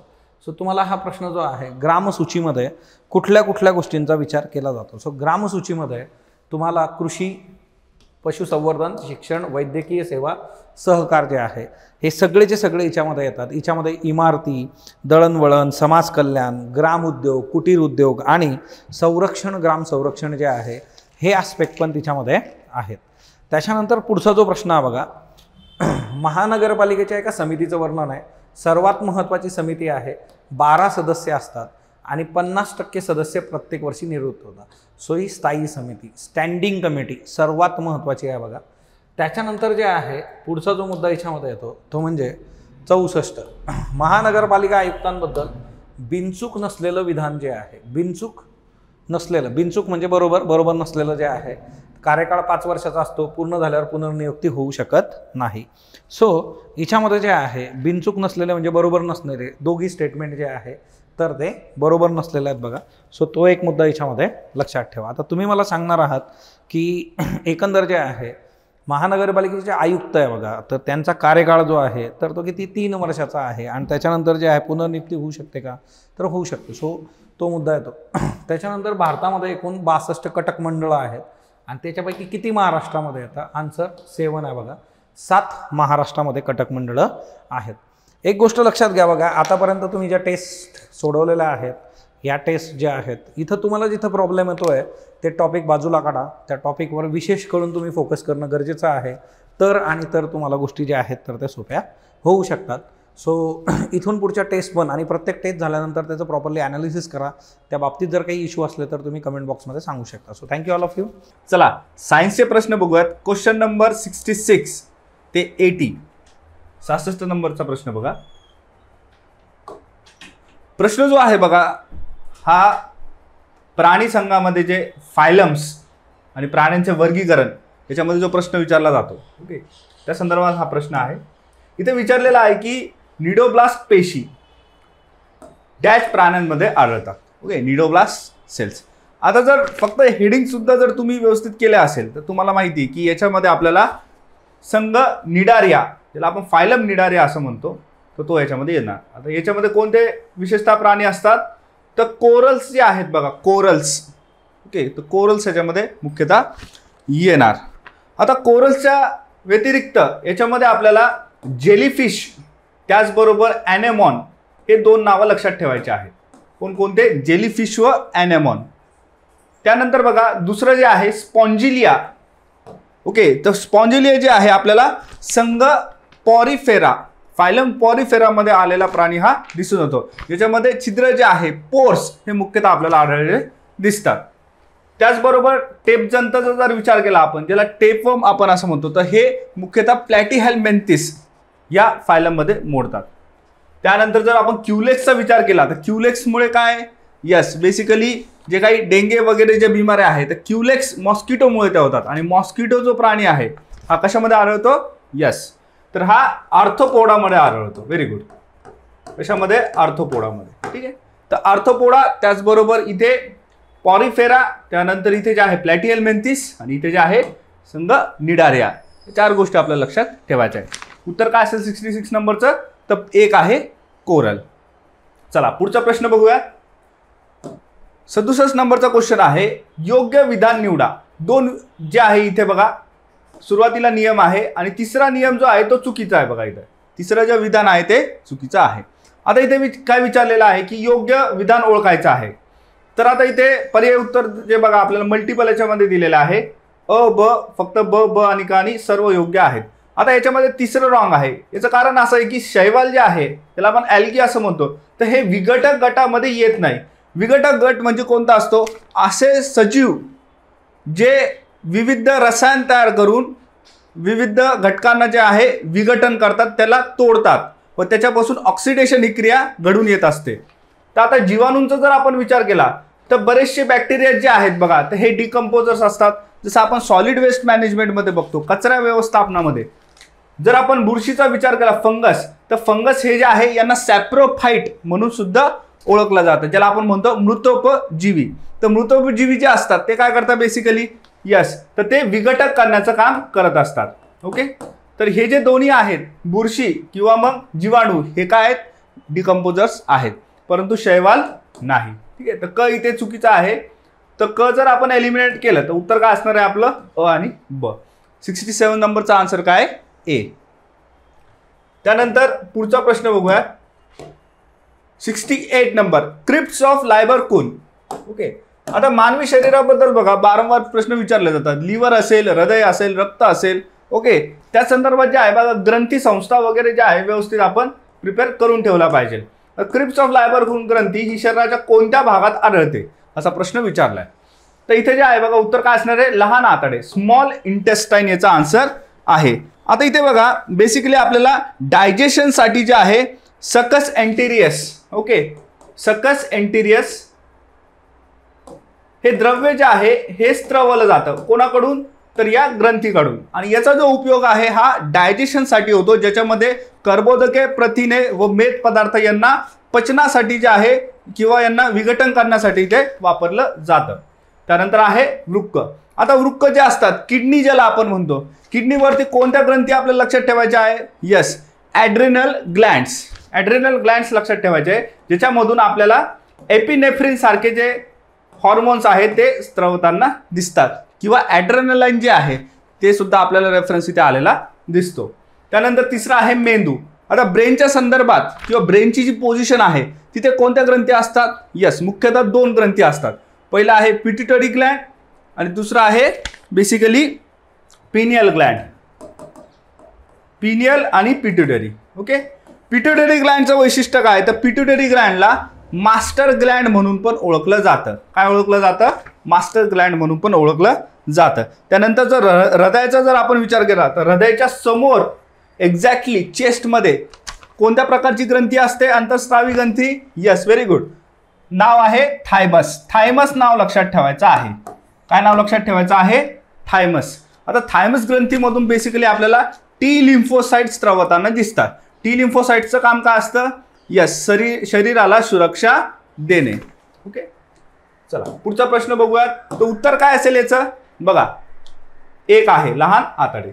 ओके, त्यानंतर 69 नंबरचा प्रश्न बघा. श्वसन रंगद्रव्य. ठीक आहे, श्वसन रंगद्रव्य म्हणून सजीवांमध्ये डॅश व डॅश आहेत. ओके, आता 4 ऑप्शन दिलेले आहेत, 4 पैकी 2 तुम्हाला चूज करायचे आहेत. आता इथे एक ट्रिक लक्षात ठेवायची महत्वपूर्ण आहे बघा. इथे बेसिकली काय लक्षात ठेवायचं ज्याच्यामध्ये ग्लोबिन असं नाव असेल तर ते मुख्यतः काय असतात ऑक्सिजन वहन करणारे घटक असतात. बघा पुन्हा एकदा रिपीट करतो, ज्याच्यामध्ये ग्लोबिन नाव असेल ते काय असतात ऑक्सिजन वहन करणारे शरीरातले घटक असतात. म्हणजे इथे काय आहे की हेमोग्लोबिन किंवा मायोग्लोबिन काय करतील हेमोग्लोबिन जे आहे रक्तामध्ये असतं आणि विविध पेशींपर्यंत ऑक्सिजन वहन करण्याचं काम हेमोग्लोबिन करत असतं. त्याचबरोबर मायोग्लोबिन जे आहे स्नायूला आवश्यक असणारं ऑक्सिजन हे मायोग्लोबिनद्वारे जे आहे ऑक्सिजन पुरवलं जातं. त्यानंतर मायोसिन जे आहे तर याचा काही इथे संबंध नाही. केसिन जे आहे बघा दुधामधलं प्रथिन आहे. केसिन काय आहे it is a milk protein. Okay, casein इथे येणार नाही. ओके, मायोसिन सुद्धा इथे येणार नाही. तर उत्तर काय असेल बघा क आणि ड म्हणजे 4 नंबर जे आहे 69चं उत्तर आहे. ओके, पुढचा प्रश्न बघूयात आपण. कॅझमिर फंक डॅचच्या शोधासाठी प्रसिद्ध आहेत. ओके, इझी क्वेश्चन बघा. शोध विज्ञानामध्ये जे आहे बघा विविध पुस्तकं असेल विविध शोध असतील त्याच्यावरती वारंवार प्रश्न विचारले जातात. तर प्रश्न असा आहे की कॅझमिर फंक हे डॅचच्या शोधासाठी प्रसिद्ध आहे. कशाच्या शोधासाठी तर जीवनसत्वांच्या शोधासाठी प्रसिद्ध आहे. बघा विटॅमिन्सचा जो शोध आहे तो त्यांनी लावलेला आहे. ओके, प्रथिनांचा जर विचार केला तर आपल्याला एक नाव लक्षात ठेवायचं आहे म्युल्डर आणि बेर्झिलियस. ओके, म्युल्डर आणि बेर्झिलस हे 2 नावं आपल्याला लक्षात ठेवायची. कशा संदर्भात प्रथिनांच्या शोधाच्या संदर्भात. एकाने शोध लावलेला आहे आणि दुसऱ्यांनी जे आहे ते त्याला नाव दिलेलं आहे.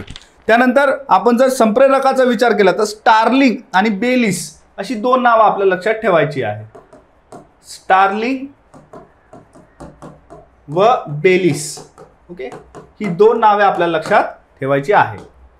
काय असणार स्टार्लिंग त्याचबरोबर बेलिस. ओके, ही 2 नावं महत्वाची आहे.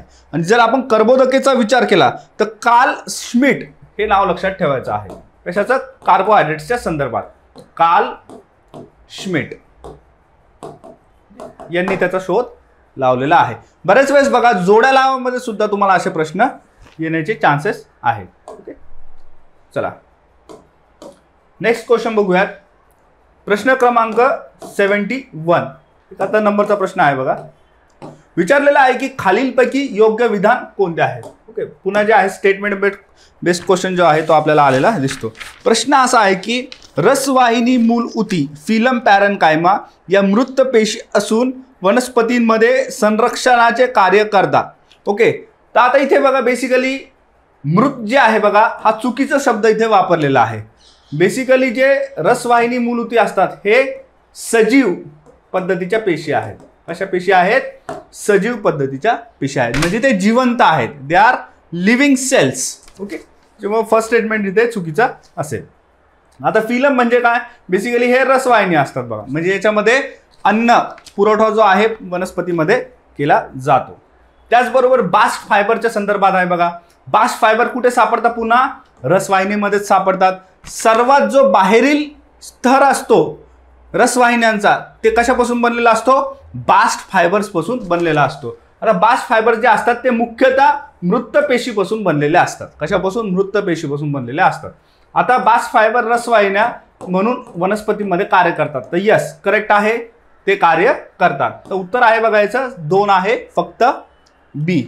ओके, तर आता बास्ट फायबर्स मध्ये बघा तुम्हाला अजून काही गोष्टी इथे लक्षात ठेवायच्या आहेत, जसं फ्लॅक्स असेल बघा किंवा हेम्प आहे. ओके, आता हे मटेरियल्स आहेत कशाचे? बास्ट फायबर पासून बनलेले. तुम्ही बघितलं असेल बघा बऱ्याच वेळेस जी सुतळी वगैरे बनते बरोबर, त्याच्यानंतर दोरी वगैरे असते बघा.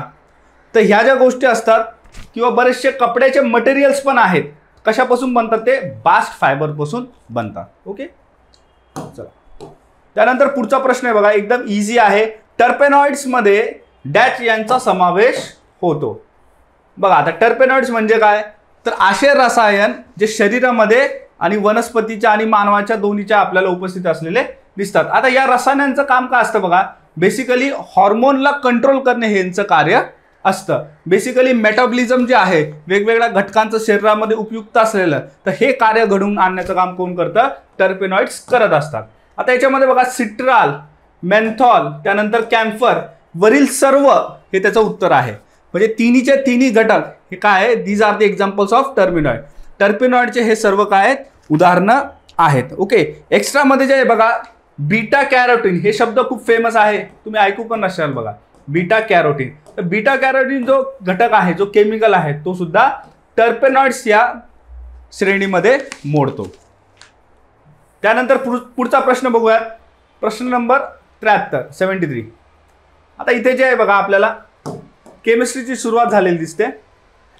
आता इथे विचारलेलं आहे की अणूच्या शेवटच्या कक्षेत किती इलेक्ट्रॉन असल्यास अणू स्थिर असतो. ओके, तर आता याच्यामध्ये बघा ड्युप्लेट आणि ऑक्टेट असे 2 नियम आपल्याला लक्षात ठेवायचे आहे. कोणकोणते नियम असतील? ड्युप्लेट आणि ऑक्टेट. आता ह्या नियमांचा अर्थ काय होतो की एखादा अणू हा कधी स्थिर असतो? जेव्हा त्याच्या बाह्य कक्षेमध्ये एकतर 2 इलेक्ट्रॉन असतील किंवा मग 8 इलेक्ट्रॉन असतील. ड्युप्लेट म्हणजे 2 शेवटच्या कक्षेमध्ये किंवा ऑक्टेट म्हणजे 8 जर इलेक्ट्रॉन असतील तर तो अणू काय असेल? स्थिर पद्धतीचा असेल. स्थिर पद्धतीचा म्हणजे काय? तो कोणासोबतही रिॲक्ट करणार नाही, कोणासोबतही बॉन्ड फॉर्म करणार नाही, तो एंगेज होणार नाही, असा त्याचा अर्थ होतो. जसं तुम्ही बघितलं असेल की जनरली आपल्याकडे जे बघा नोबल गॅस असतात, नोबल गॅस. ओके, उदाहरणार्थ जर तुम्ही हेलियमचं उदाहरण घेतलं, हेलियमच्या शेवटच्या कक्षेमध्ये किती इलेक्ट्रॉन्स असतात?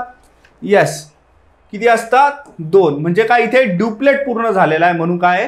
क्रियाशीलता त्याच्यामध्ये 0 पद्धतीची आहे. ओके, त्यानंतर जर आपण निऑनचा विचार केला, निऑनमध्ये जे आहे आपल्याला 2 आणि 8 अशा श्रेणी दिसून येतात. म्हणजे 8 जे आहे बघा ऑक्टेट हा बाहेरून पूर्ण झालेला आहे, म्हणजे तिथे पण आपल्याला स्थिरता दिसून येते. नोबल गॅसेसमध्ये अजून आपल्याला क्रिप्टॉन आहे, झेनॉन आहे, असे सुद्धा गॅसेस दिसून येतात.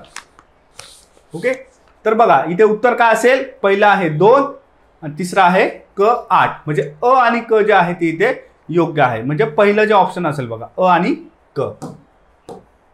त्यानंतर 74 नंबरचा क्वेश्चन आहे, नील्स बोर यांच्या स्थायी कक्षा अनुप्रारूप बोर्स टेबल ॲटॉमिक मॉडेल अनुसार विशिष्ट कक्षेत इलेक्ट्रॉन असतात, ज्यामध्ये इलेक्ट्रॉन जे आहे यांची ऊर्जा कशी असते, स्थिर असते.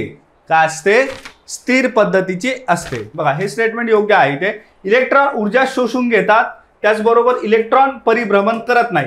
तर परिभ्रमण करत नाही असं होतच नाही, कारण की जर आपण ऑर्बिटल मॉडेल जेव्हा बघतो इथे भ्रमण करण्याची गोष्ट केली जाते, तर भ्रमण करणे म्हणजे काय ते की कंटिन्युअसली ते फिरत आहेत. ओके, तर सेकंड स्टेटमेंट जे आहे पहिलेच इथे आपलं इनव्हॅलिड होऊन जातं. त्याचबरोबर पहिले जे बघा इलेक्ट्रॉन ऊर्जा शोषून घेतात, यस ते शोषून पण घेतात, त्याबरोबर ते ऊर्जा जी आहे ती प्रसारण पण करतात. दोन्ही गोष्टी इथे घडून येतात. कुठे घडून येतात, तर इलेक्ट्रॉन मध्ये ऊर्जा जी आहे ती उत्सर्जितही होते, त्याचबरोबर शोषूनही घेतली जाते. या गोष्टी केव्हा घडताना दिसतात, जेव्हा इलेक्ट्रॉन जो आहे आपली कक्षा सोडून खालच्या कक्षेमध्ये येतो किंवा खालची कक्षा सोडून वरच्या कक्षेमध्ये जातो, तेव्हा दोन गोष्टी बघायला मिळतात. एक तर ऊर्जा ही शोषली जाते किंवा ऊर्जा जी आहे ती उत्सर्जित केली जाते. त्याचबरोबर जो स्थायी कक्ष जर असेल, ज्याला आपण काय म्हणतो विशिष्ट कक्ष, स्पेसिफिक ऑर्बिट, जर स्पेसिफिक ऑर्बिट मध्ये जर इलेक्ट्रॉन असेल तर नेहमी लक्षात ठेवायचं, तर तो काय असतो, स्थिर पद्धतीचा असतो. फक्त तो त्याचा ऑर्बिट सोडताना काय करतो, ऊर्जा जी आहे शोषून घेतो किंवा मग उत्सर्जन करत असतो. ओके, तर उत्तर काय असणार आहे 74चा 3 नंबर आहे. त्यानंतर बघा 75 नंबर गन मेटलच्या संदर्भात आहे. बघा धातू संमिश्र जे असतात, बघा धातू संमिश्र ज्याला आपण अलॉयज असं म्हणतो. ओके, या संदर्भात असलेले जे काही केमिकल सिम्बॉल्स आहेत तर हे आपल्याला लक्षात ठेवायचे आहेत. बघा जे फेमस असतील. ओके, तर त्यापैकी जे आहे गन मेटल आहे. बघा तर गन मेटलमध्ये बघा मर्क्युरीचा जो आहे तो संबंध येत नाही, त्याचबरोबर ॲल्युमिनियम जे आहे ते सुद्धा वगळलं जातं. उरतं काय आपल्याकडे इथे बेसिकली, यस कॉपर आहे, टीन आहे, झिंक आहे आणि लीड आहे. ओके, या 4 गोष्टींचा घटकांचं जे मिश्रण तयार होतं त्याला आपण काय म्हणतो, गन मेटल असं म्हणत असतो. ओके, तर उत्तर काय येणार याचं 4 आहे. ओके, त्यानंतर 76 नंबर आहे. बघा सल्फरचा उपयोग खालीलपैकी कशासाठी केला जातो. ओके, तर एक ऍप्लिकेटिव्ह टाईपचा क्वेश्चन आहे. बघा तर कीटकनाशके जे आहे, ओके त्याला आपण इन्सेक्टिसाइड असं म्हणतो किंवा पेस्टिसाइड असं म्हणतो, याच्यामध्ये याचा उपयोग होतो. त्याचबरोबर औषध तयार करण्यामध्ये सुद्धा होतो. ज्या स्किनवरच्या बुरशीजन्य जे रोग असतात, ज्याला फंगल डिसीज आपण म्हणतो, त्या फंगल डिसीजला फाईट करण्यासाठी सर्वात योग्य जे असेल तर ते असतं गंधक, ज्याला आपण सल्फर असं म्हणतो. ओके, तर औषधं तयार करण्यासाठी होत असतो. त्याचबरोबर जल शुद्धीकरणासाठी होतो का, तर जल शुद्धीकरणासाठी होत नाही. ठीक आहे, तर इथे तिसरं जे आहे बघा, तिसरं चुकीचं आहे. ओके, विषारी किंवा टॉक्झिसिटी असल्यामुळे सल्फरचा उपयोग हा जल शुद्धीकरणासाठी होऊ शकत नाही, त्याच्यामुळे तिसरं ऑप्शन इथे येणार नाही. मग क जर आपण इथे एलिमिनेट केलं तर 2 आणि 4 इथे जातात, त्याचबरोबर जे आहे पहिलं पण इथे जातं आणि उत्तर काय तर आपलं अ आणि ब येणार. बघा ठीक आहे. त्यानंतर बघा 77 नंबरचा क्वेश्चन आहे. एक व्यक्ती ए बिंदूपासून बी बिंदूपर्यंत सरळ रेषेत 5 किलोमीटर चालत गेल्यास तर काय होणार. बघा ते आपण डायग्राम मधून समजून घेऊयात. समजा एक बिंदू आहे पहिला जिथे ए उभा आहे, त्याचबरोबर बी इथे उभा आहे, इथे दुसरा बिंदू आहे. ओके, आता फिजिक्समध्ये जे बघा बेसिक कन्सेप्ट जे आहेत ते तुमचे चेक केल्या जातात MCQच्या पॅटर्नमधून. ही कन्सेप्ट क्लिअर आहे का नाही. आता इथे बघा अंतर आणि विस्थापन ही कन्सेप्ट जी आहे ती तुमची चेक केली जाते. आता ए जे आहे बघा, हा टोटल अंतर किती आहे 5 किलोमीटरचा आहे. हा अंतर ए टू बी जो ट्रॅव्हल केला जातो, म्हणजे ए आता इथे आलेला बरोबर. आता ए 5 किलोमीटर ट्रॅव्हल केल्याच्या नंतर किती अंतर त्यांनी पार केला, यस 5 किलोमीटर अंतर त्यांनी पार केला. ए जर इथून चालत निघाला तर टोटल किती अंतर होईल 5 किलोमीटर होईल, कारण की ए टू बी मधला अंतर किती आहे 5 किलोमीटर. पण त्याचबरोबर जर आपण विस्थापनचा विचार केला तर विस्थापनाची व्याख्या काय, जेव्हा एखादं स्थान सोडलं जातं, एखादी पोझिशन जी आहे ती जेव्हा सोडली जाते लिनियर पॅटर्नमध्ये, कोणत्या पॅटर्नमध्ये, लिनियर पॅटर्नमध्ये, सरळ रेषेमध्ये, तेव्हा अंतर आणि विस्थापन काय असतं सारखाच असतो. जर तुमचा मार्ग हा जर सरळ रेषेत नसेल तर तिथे काय होईल, अंतर आणि विस्थापनमध्ये फरक आपल्याला दिसून येईल. ओके, तर इथे सरळ रेष असल्यामुळे काय, मार्ग सरळ असल्यामुळे काय, विस्थापन जे आहे स्थान सोडल्याचं जे प्रमाण आहे ते सुद्धा 5 किलोमीटर असेल. विस्थापन किती येणार 5 किलोमीटर. ओके, म्हणजे डिस्टन्स पण आहे 5 किलोमीटर, विस्थापन पण आहे 5 किलोमीटर. मग आता ऑप्शन्स बघूयात. विस्थापन व अंतर असमान आहे असं नाहीये, कारण की दोन्ही 5-5 आहे. ओके. दुसरं जे आहे बघा, विस्थापन व अंतर समान आहे, तर दोन्ही समान आहेत बघा. 5 आणि 5 काय, दोन्ही समान आहे.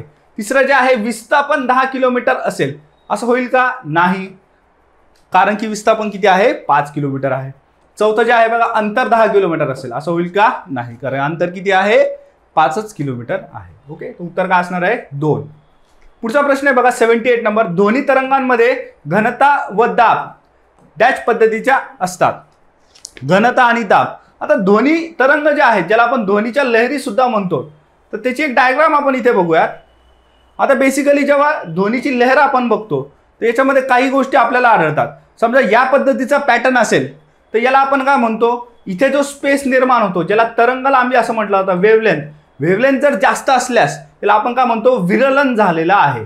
काय झालेलं आहे, विरलन, ज्याला आपण रेअरफॅक्शन असं म्हणतो, रेअरफॅक्शन. आता या दुसऱ्या आकृतीमध्ये बघा, सेम ध्वनी तरंग जर कमी वेव्हलेंथ आणि जास्त फ्रिक्वेन्सीमध्ये जर ट्रॅव्हल करत असेल तर वेव्हलेंथ बघा इथे कमी आहे, म्हणजे इथे फ्रिक्वेन्सी वाढलेली आहे. बघा बघा इथे डिस्टन्स जो आहे काय, शॉर्ट आहे, तरंग लांबी कशी आहे, कमी आहे.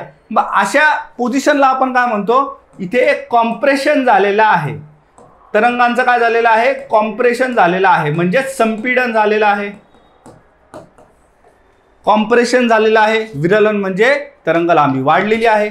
मग दोन्ही पद्धतीच्या गोष्टी आपल्याला इथे दिसून येतात, एक तर कॉम्प्रेशन आणि रेअरफॅक्शन, संपीडन आणि विरलन.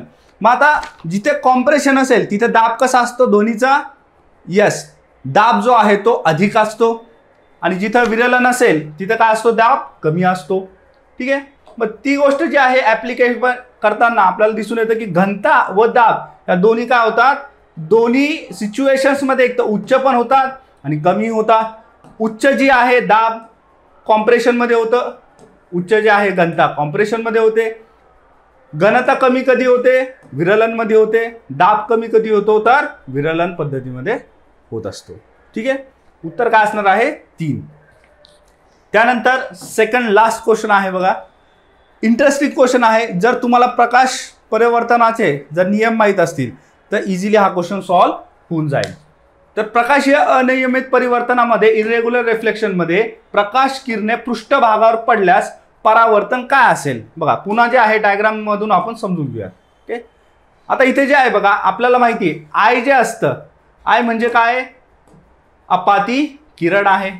काय, अपाती किरण, ज्याला आपण इन्सिडेंट, रे ऑफ इन्सिडेंट असं म्हणत असतो. अपाती किरण म्हणजे येणारी प्रकाश किरण. त्याचबरोबर इथे जे आहे बघा, आपल्याला स्तंभिका बघायला मिळते, ज्याला नॉर्मल असं म्हणतो. आता ही जी अपाती किरण आहे, ही जी प्रकाशाची किरण आहे, ही कुठेतरी रिफ्लेक्ट होते आणि पुढे जाते. याला आपण काय म्हणतो, रिफ्लेक्टेड रे असं म्हणतो. ओके. याला आपण I1 असं नाव देऊयात आणि इथे R1 असं नाव आपण याला देऊयात. ओके. परावर्तित किरण. आता रिफ्लेक्टेड रे जी आहे आणि अपाती किरण आहे, यांच्यामधला जो कोन असतो, कोन, हा जो कोन आहे दोन्ही मधला, हा कसा असतो, नेहमी समान असतो. हा जर 30 अंशाचा असेल तर दुसरीकडे जो कोन बनणार आहे तो कसा असेल, तोही 30 अंशाचा असेल. जर इकडे जर अपाती कोन जो आहे हा जर 90 अंशाचा असेल तर परावर्तित कोन किती असेल, तोही 90 अंशाचाच असेल.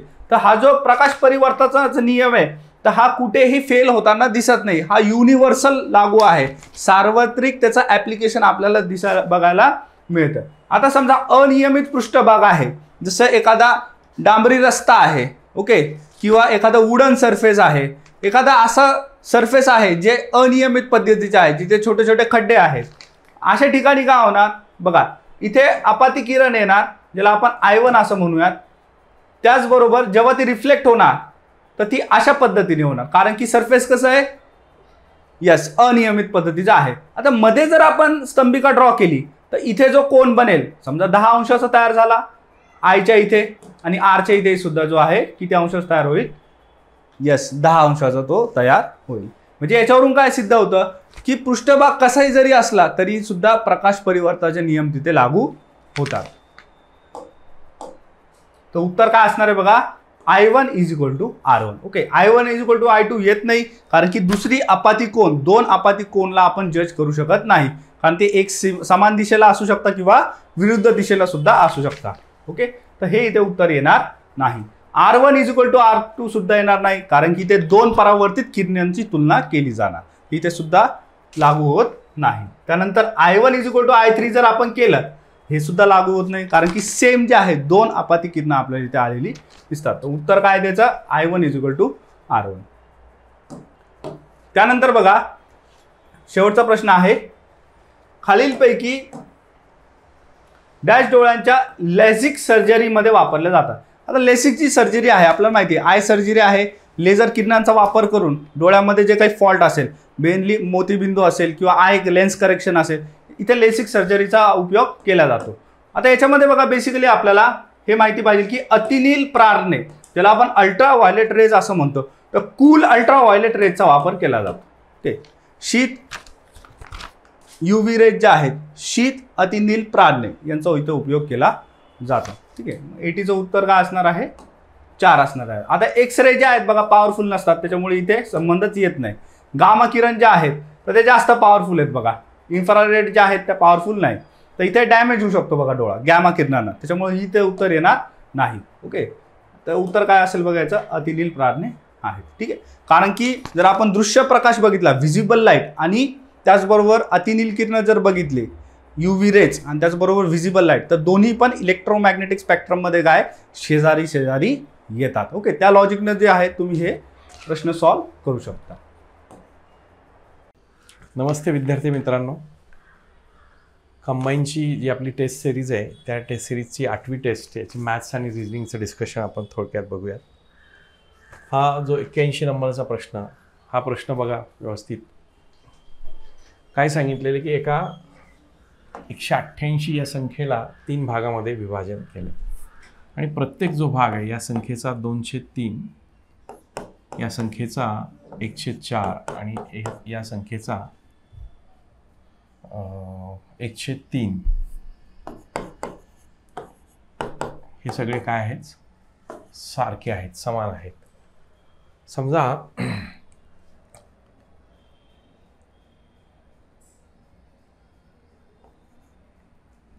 हे समान भाग जो आहे, थोडक्यात काय, ती संख्या जर आपण A पकडली, बरोबर, ही संख्या A पकडली, तर याने जर हा समान असलेला भाग आपण ॲडजस्ट केला, त्याचे जे पार्ट्स आपल्याला भेटतील ते या प्रकारे भेटतील, बरोबर. आणि प्रत्येक पार्ट्स जो भेटणार आहे त्या पार्ट्सची जर आपण ॲडिशन केली, ती ॲडिशन केली तर ती आपल्याला किती यायला पाहिजे? 198 यायला पाहिजे. आणि ही 198 ॲडिशन जी आहे ती आपण एक्ससाठी सॉल्व करूया. जर ही सॉल्व केली तर ते किती येईल बघा?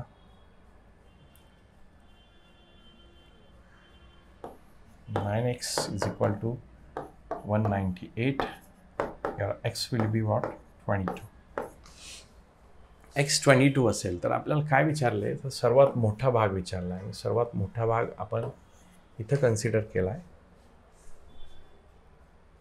सर्वात मोठा भाग जर आपण कन्सिडर केला तर तो 4x असेल, आणि तो असेल आपला किती?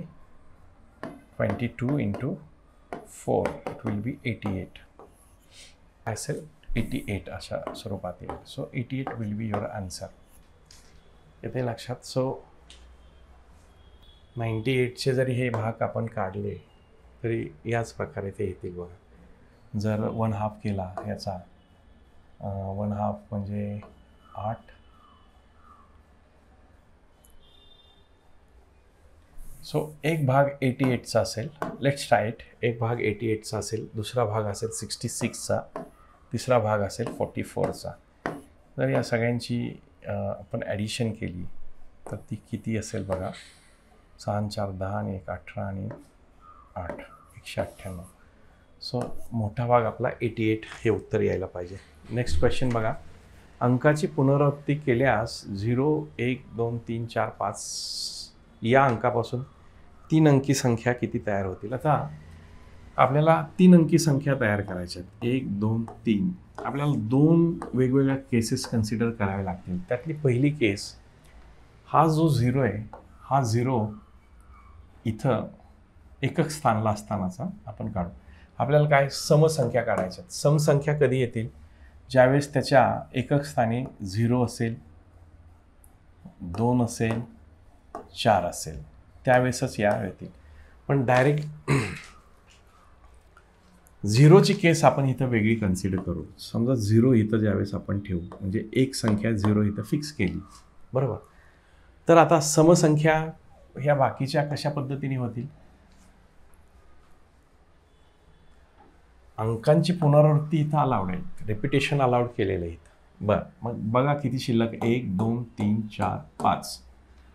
या ठिकाणी मात्र 5च अंक घेता येतील, जरी आपल्याकडे 6 अंक अवेलेबल आहेत. इथं आपण 0 वापरला आहे, हा 0 पण आपण रिपीट करू शकतो, पण या ठिकाणी 0 घेतला तर 3 अंकी संख्या तयार होणार नाही, ती 2च अंकी तयार होईल. फॉर एक्झाम्पल 50 ही 2 अंकी संख्या तयार होईल, ही 3 अंकी होणार नाही. त्यामुळे इथं 0 घेता येणार नाही.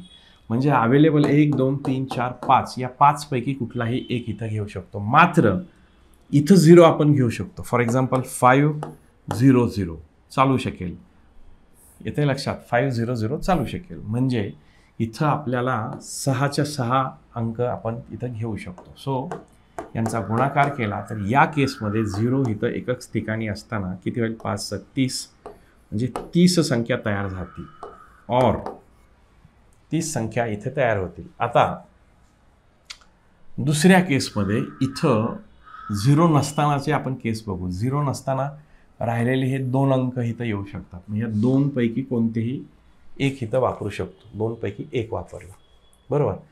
कारण ह्या 2 व्यतिरिक्त दुसरे कुठलेही तुम्ही वापरले की इथं काय होणार आहे? समसंख्या तयार होणार नाही. 0 इथं वापरू शकत नाही, कारण 0ची ऑलरेडी केस इथं तुम्ही काढली.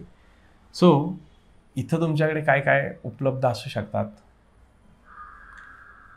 या ठिकाणी पण तुम्हाला 5च अंक वापरता येतील, आणि या ठिकाणी 6. सो यांचा गुणाकार करा. 5 30, 30 दुनी 60. सो 30 आणि 60 अशा 2 केसेस निघाल्या. सो यांची बेरीज करा. सो अशा एकूण 90 संख्या तयार होतील, जे ऑप्शन नंबर 1 मध्ये दिले. सो या प्रश्नाचं उत्तर काय असेल? 82. 90 संख्या अशा तयार होतील. नेक्स्ट क्वेश्चन मित्रांनो, जर एका सांकेतिक भाषेत मॅनेजरला 34 म्हटलं आहे, डायरेक्टरला 35 म्हटलं आहे, असिस्टंटला 36 म्हटलं. आता बरेचसे जर आपण ह्याचे अल्फाबेटचे नंबर वगैरे घेऊन जर केलं तर ह्याची ॲडिशन ही 34पेक्षा फार मोठी जाणार आहे काहीतरी. समजा ॲडिशन करून ते करायचा प्रयत्न जरी केला तर ह्याच्या जवळ ह्या सगळ्या गोष्टी बसणार नाही. मग वेगळं दुसरं लॉजिक वापरतायत का ते बघू आपण. इथे बघा काय, ए वापरला, इथं ए वापरला आणि इथं ई. म्हणजे याचा अर्थ इथं वॉवेल्स किती आहेत ह्याच्यात? वॉवेल्स जर बघितले तर वॉवेल्स आहेत 3, आणि जे कॉन्सनंट आहेत ते किती आहेत? 1 2 3 आणि 4. म्हणजेच काय, वॉवेल आणि कॉन्सनंटची पेअर आहे. इथे बघूयात तसंच होतं आहे का? 1 2 3, इथं पण 3 आहेत, आणि कॉन्सनंट राहिलेले 1 2 3 4 आणि 5. यस, वर्क झालं. इथं चेक करूयात एकदा. 1 2 आणि 3, 3 आलेत वॉवेल्स, आणि शिल्लक राहिलेले कॉन्सनंट किती आहेत बघा? 1 2 3 4 आणि 5 आणि 6, 36. ओके. सो त्या पद्धतीने आपण बघू शकतो. इथं आहेत वॉवेल्स आहे 1, आणि कॉन्सनंट किती आहेत? 1 2 3 4, म्हणजे कॉन्सनंट आहे 4. म्हणजे ह्याच्यापासून तयार होणारा काय? 14 हा संकेत असेल. कोड काय असेल? 14. 14 उत्तर येईल मित्रांनो ह्याचं. ओके. नेक्स्ट क्वेश्चन बघा. 18 लोकांच्या गटात 10 जण फ्रेंच बोलत आहेत. टोटल किती आहेत? टोटल लोक 18 आहेत. 6 जण दोन्हीपैकी एकही भाषा किंवा विषय शिकत नाही. म्हणजे 18 मधून 6 घालवू, म्हणजे इथं 12 जणच काहीतरी शिकतायत. 12 जणच शिकतायत. टोटल किती आहेत? 18 पकडला. नो लँग्वेज शिकणारे किती आहेत? हे 6 आहेत. म्हणजे शिल्लक हे काय आहेत की कुठली ना कुठली लँग्वेज शिकणारे हे 12 जण आहेत. ओके. बरं, आता आपण हे बघूयात की फ्रेंच किती शिकतायत? फ्रेंच शिकणारे 10 जण आहेत आणि 11 जण काय शिकतायत? इंग्लिश. इंग्लिश किती शिकतायत? 11. या दोघांचीच टोटल काढली तर ती होते 21. परंतु मुळात भाषा शिकणारे 12 जण आहेत आणि वेगवेगळ्या लँग्वेजेस पकडून बघितले तर 21 जण. याचा अर्थ ह्याच्यापेक्षा जास्त. कितीनं जास्त आहे? डिफरन्स काढा ह्यांच्यातला. हा डिफरन्स आला 9 संख्येचा. डिफरन्स आला 9 संख्येचा. याचाच अर्थ हे जे 9 जण जे आहेत ते रिपीट झालेले आहेत. 9 जण काय करतील? वेगवेगळी भाषा शिकत असलेले असतील. हे 9 भाषा हे दोन्ही विषय शिकणारे असणार आहेत. येथे लक्षात कसं काढलं? टोटल एकही लँग्वेज न शिकणारे त्यातनं मायनस केले आणि यांचे वैयक्तिक इंडिव्हिज्युअल विषय जे आहेत ते किती शिकतायत ते बघितलं आणि त्यांचे ॲडिशन केले. ते 21 आणि 12 यातला डिफरन्स काढला. ते 9 जण असतील. ओके. थोडक्यात वेन डायग्रॅमने जर बघितलं तर इथं ते 9 जण आहेत फ्रेंच शिकणारे आणि इथं आहेत इंग्लिश शिकणारे. इंग्लिश शिकणाऱ्यांची संख्या आहे 11 आणि फ्रेंच शिकणाऱ्यांची संख्या आहे 10. 10 पैकी 9 म्हणजे फक्त फ्रेंच शिकणारा 1 जण आणि इंग्लिश 2. 9 आणि 2 11 आणि 12 म्हणजे हे 12 जण शिकतायत असं ते होईल. ह्याच्यात हे पण विचारलं फक्त फ्रेंच शिकणारा किती आहे, फक्त इंग्लिश शिकणारा किती, असे थोडेसे डिफिकल्ट अजून ह्याच्यावरचे क्वेश्चन बनवता आले असते. Next question. बरं, आता इथं प्रश्नचिन्हाच्या जागी आपल्याला योग्य संख्या लिहायची. बरं, आता बघा बरे काय होईल. 19 आडवी जर हे केली वजाबाकी दुप्पट काय होईल का? 19 आणि डिफरन्स कितीचा आहे? 6चा. असा बघा बरं 20 आणि 19 होतात 39. 39 आणि बरोबर आहे 19 अधिक 20 करा ते होतात 39 आणि 39ला 2ने गुणा त्यावेळेस गुणाकार होतो 78. हे वर्क होते का बघा. 25 आणि 47. 25 प्लस 47 किती होईल? 72. 72 गुणिले 2 केला तर 144 सुटला. 13 आणि 16. 13 आणि 16 होतात 29 बरोबर गुणिले 2 58 येईल. 58 शुड बी द आन्सर. या दोघांची ॲडिशन गुणिले 2. ओके, 58 उत्तर असेल. नेक्स्ट क्वेश्चन बघा. ट्रेनिंग या शब्दापासून खालीलपैकी कोणता शब्द तयार करता येत नाही? बघा GAN आहे का ह्याच्यात? GAIN होतोय. RAN आहे. रिंग होतोय का? रिंग पण होतोय. मग राहिला काय? एकच के नाही आहे ह्याच्यात. सो हे तुमचं उत्तर असेल ऑप्शन नंबर. सो असं इझी एखादा प्रश्न पण तुमच्या ह्याच्यामध्ये असणार तो शोधून तुम्हाला सोडवता आलं. सलग 4 विषम संख्यांची सरासरी 18 आहे. आता बघा सरासरी ज्यावेळेस काढली जाते, समजा जर सरासरी 18 असेल आणि ती विषम संख्या असेल तर त्यांचा जो मध्य जो असतो तो सरासरी असतो. आता हे 4 संख्यांचे म्हणजे इकडं 2 संख्या असणार, इकडं 2 संख्या असणार, इकडं 2 संख्या असणार, त्यांची मध्य म्हणजे 18च्या इमिडिएट जर तुम्ही बघितली विषम संख्या तर 17 आणि इकडं 19. ह्याच्या अगोदरची विषम संख्या 21 आणि ह्याच्या 15 आणि ह्याच्यानंतरची जर तुम्ही बघितली तर 21. ते काय विचारतात? सर्वात लहान आणि सर्वात मोठ्या संख्येचा गुणाकार म्हणजे यांचा गुणाकार. 15 एके 15, एक हातच्या 15 दुनी 30 आणि 1 31. 315 उत्तर येईल. बघा ज्यांना ही मेथड नाही समजली त्यांच्यासाठी थोडी वेगळी मेथड. पहिली संख्या x म्हणली विषम संख्या, दुसरी 2x येईल, x अधिक 2 येईल, तिसरी येईल x अधिक 4, चौथी येईल x अधिक 6 आणि 4 संख्येची सरासरी तुम्हाला किती दिली आहे? 18. ह्या 4ने तिकडे भाग 1 2 3 4. 4x अधिक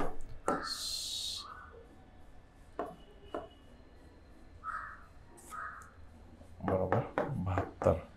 12 तिकडे जातील, 4x बरोबर 60 राहतील. एक्सची किंमत आली 15. एक्स जर 15 असेल तर पुढचा काय येईल, 2x, x + 2 17. वर्क झाले. मोठ्याची आणि लहानाची बेरीज करा. ही एक मेथड आहे. नेक्स्ट क्वेश्चन बघा, 88 नंबरचा प्रश्न. खालील चुकीची संख्या निवडा. या दोघात डिफरन्स बघा बरं. या दोघात डिफरन्स आहे 7चा, या दोघात डिफरन्स आहे 9चा, या दोघात डिफरन्स आहे 11चा. आता इथं 13चा पाहिजे. 13 आणि 29 बघितलं तर किती यायला पाहिजे, 42. आणि पुढचा डिफरन्स इथं म्हणजे 42 पाहिजे होतं 13चा. पुढचा आता 15चा आहे का, अधिक 15 केलं 42 आणि 15 59 आणि अधिक 17 केलं तर 17 आणि वर्क झालं. ओके, म्हणजे इथं 42 हे असायला पाहिजे, इथं आहे 43. सो ऑड काय आहे, 43 ना, ही संख्या ऑड आहे. नेक्स्ट बघा, मुलींच्या रांगेत राधाच्या डावीकडे रमा 10व्या आणि राधा उजव्या टोकापासून 17व्या क्रमांक. ओके, राधाच्या डावीकडे रमा, समजा राधा इथं आहे असं आपण पकडलं तर राधापासून रमा कितवी आहे, 10व्या क्रमांकावर. सो राधापासून रमाच आहे 10व्या क्रमांकावर. ओके, आता आणि राधा उजव्या टोकापासून 17व्या क्रमांक आहे, म्हणजे इथल्या टोकापासून तिचा नंबर आहे 17वा. हा डेड एंड आहे 17वा. ओके, त्याच्यानंतर जर शीला ही रमाच्या उजवीकडे चौथी आहे. रमाच्या उजवीकडे चौथी म्हणजे इथं जर आपण बघितलं, रमा ही आहे पहिली, दुसरी, तिसरी आणि चौथी. इथं कोण आहे, शीला. ओके, इथं उभा आहे. ओके, चौथी, राईट. जर शीला डाव्या टोक्यापासून 10वी आहे, शीला ही डावं टोक आहे हे, आणि इथून क्रमांक तिचा कितवा, 10वा. इथून 10वा क्रमांक आहे, म्हणजे शीला 10वी क्रमांक आहे. तर इथं बघा, पहिला, दुसरा, तिसरा, चौथा, म्हणजे हा नंबर काय असेल, हा 9वा. इकडं मोजत गेलो, हा 8वा असेल. 9वा, 8वा, 7वा आणि हा 6वा. म्हणजे इथं अजून 5 लोक असतील. रमा ही 6वी आहे इकडून, बरोबर. म्हणजे इथं 5 लोक अजून असतील, बरोबर. 5 लोक असतील इथं, अजून 5 लोक असतील. आता इकडून जर आपण पकडलं, म्हणजे इथं रमापासून इकडं 5 लोक आहेत. ठीक आहे, आता आपल्याला हे काउंट करायचं काय, शीला डाव्या टोक्यापासून 10वी असेल तर रांगेत किती मुली आहेत. तर शीलाचा हा 10वा नंबर आहे. इथं मोजले हे 5. ओके, इथं आपण बघितलं तर रमाचा उजव्या टोकापासून राधाच्या डावीकडे रमा 10व्या क्रमांकावर आहे. ओके, राधाच्या. ओके, आता इथे जर आपण काउंट केलं आपण, तर इथं रमा सोडून इथे 5 लोक आहेत, आणि राधापासून जर ती काउंट केली तर रमा किती आहेत राधापासून, इथून जर रमा काउंट केली तर रमाचा नंबर आहे 10वा. म्हणजे इथपर्यंत 10 मुली आहेत, बरोबर. राधा सोडून इथपर्यंत 10 मुली आहेत. ओके, ह्या 10 मुली, आणि इथं रमाच्या या बाजूला 5 मुली आहेत. 10 आणि 5 किती होतात, 15. आणि राधाला आपण इथं बाय द वे पकडलं नव्हतं. म्हणजे उजव्या टोकापासून राधा जर आपण काउंट केले तर ती 17व्या क्रमांकाला, म्हणजे ते 17 लोक आहेत. या सगळ्यांची ॲडिशन केली तर आपल्याला टोटल त्या रांगेमध्ये असलेल्या लोकांची संख्या मिळेल. ओके, आपण राधापासून रमाचा क्रमांक 10वा पकडला, म्हणजे राधापासून 10वा म्हणजे हे 10 मुली. रमापासून इकडच्या बाजूला 5 मुली आहेत. शीलाच्या रेफरन्सने आपण ह्या 5 केले, 10 आणि 5 15. आणि त्यानंतर राधाचा उजव्या बाजूने 17वा क्रमांक आहे. राधा मागाशी काउंट केली नव्हती म्हणजे हे 17 ह्याच्यात ॲड केलं. 32 एकूण मुली त्या रांगेमध्ये असतील. एखाद्या व्यक्तीला 60 फूट उंच खांबाला स्पर्श करावा लागतो. प्रत्येक सेकंदाला 5 फूट चढतो आणि 4 फूट खाली येतो. म्हणजे एका सेकंदामध्ये तो व्यक्ती किती चढतोय एका सेकंदामध्ये जर आपण विचार केला तर तो एकूण 1 फूट एवढं अंतरच वर चढतोय. ठीक आहे. आता असं इमेजिन करा की ती व्यक्ती 54 सेकंदानंतर 54 फूट चढलेली असेल. 54. आता आणखी त्या व्यक्तीने उडी मारली 5 फुटाची, ती आली 59 फुटावरती आणि सेकंद झाले 55. परत त्यातनं 4 कमी होणार म्हणजे ॲट द एंड 55 सेकंद ज्यावेळेस होईल त्यावेळेस 56 तो चढलेला असेल. म्हणजेच काय 56 सेकंदानंतर ती व्यक्ती चढलेली असेल 56 फूट. आता मात्र त्याची जी 55 फूट चढलेला असेल. आपण असं करू 55 सेकंदानंतर ती व्यक्ती चढलेली असेल 55 फूट. ठीक आहे. आता ती व्यक्ती काय करेल, आणखी एक उडी मारेल आणि पुढच्या उडीमध्ये मात्र 5 फूट तो वर चढतो. खाली घसरायच्या अगोदर 5 फूट वर चढला की तो काय झाला, एक सेकंद झाला. 56 सेकंदानंतर काय होईल, तो 5 फूट वर जाईल. 5 फूट वर गेला तर तो किती जाईल, 60 फुटापर्यंत स्पर्श केला असेल. परत घसरेल न घसरेल ती गोष्ट वेगळी आहे. पण काय विचारलं आहे, शीर्षस्थानी स्पर्श करेल. तो शीर्षस्थानी स्पर्श करेल कितव्या, 56 सेकंदानंतर. 56. 60 इथं लिहू नका, चान्सेस आहेत 60 लिहिण्याची. 30 दिवसाच्या महिन्यात शेवटचा दिवस शनिवार. तारीख लिहूयात आपण 30. असं करूया 30 तारीख शनिवार. बघा ज्यांना शुक्रवार, थोडंसं एक्सप्लेन करतो मी. गुरुवार, बुधवार, मंगळवार, सोमवार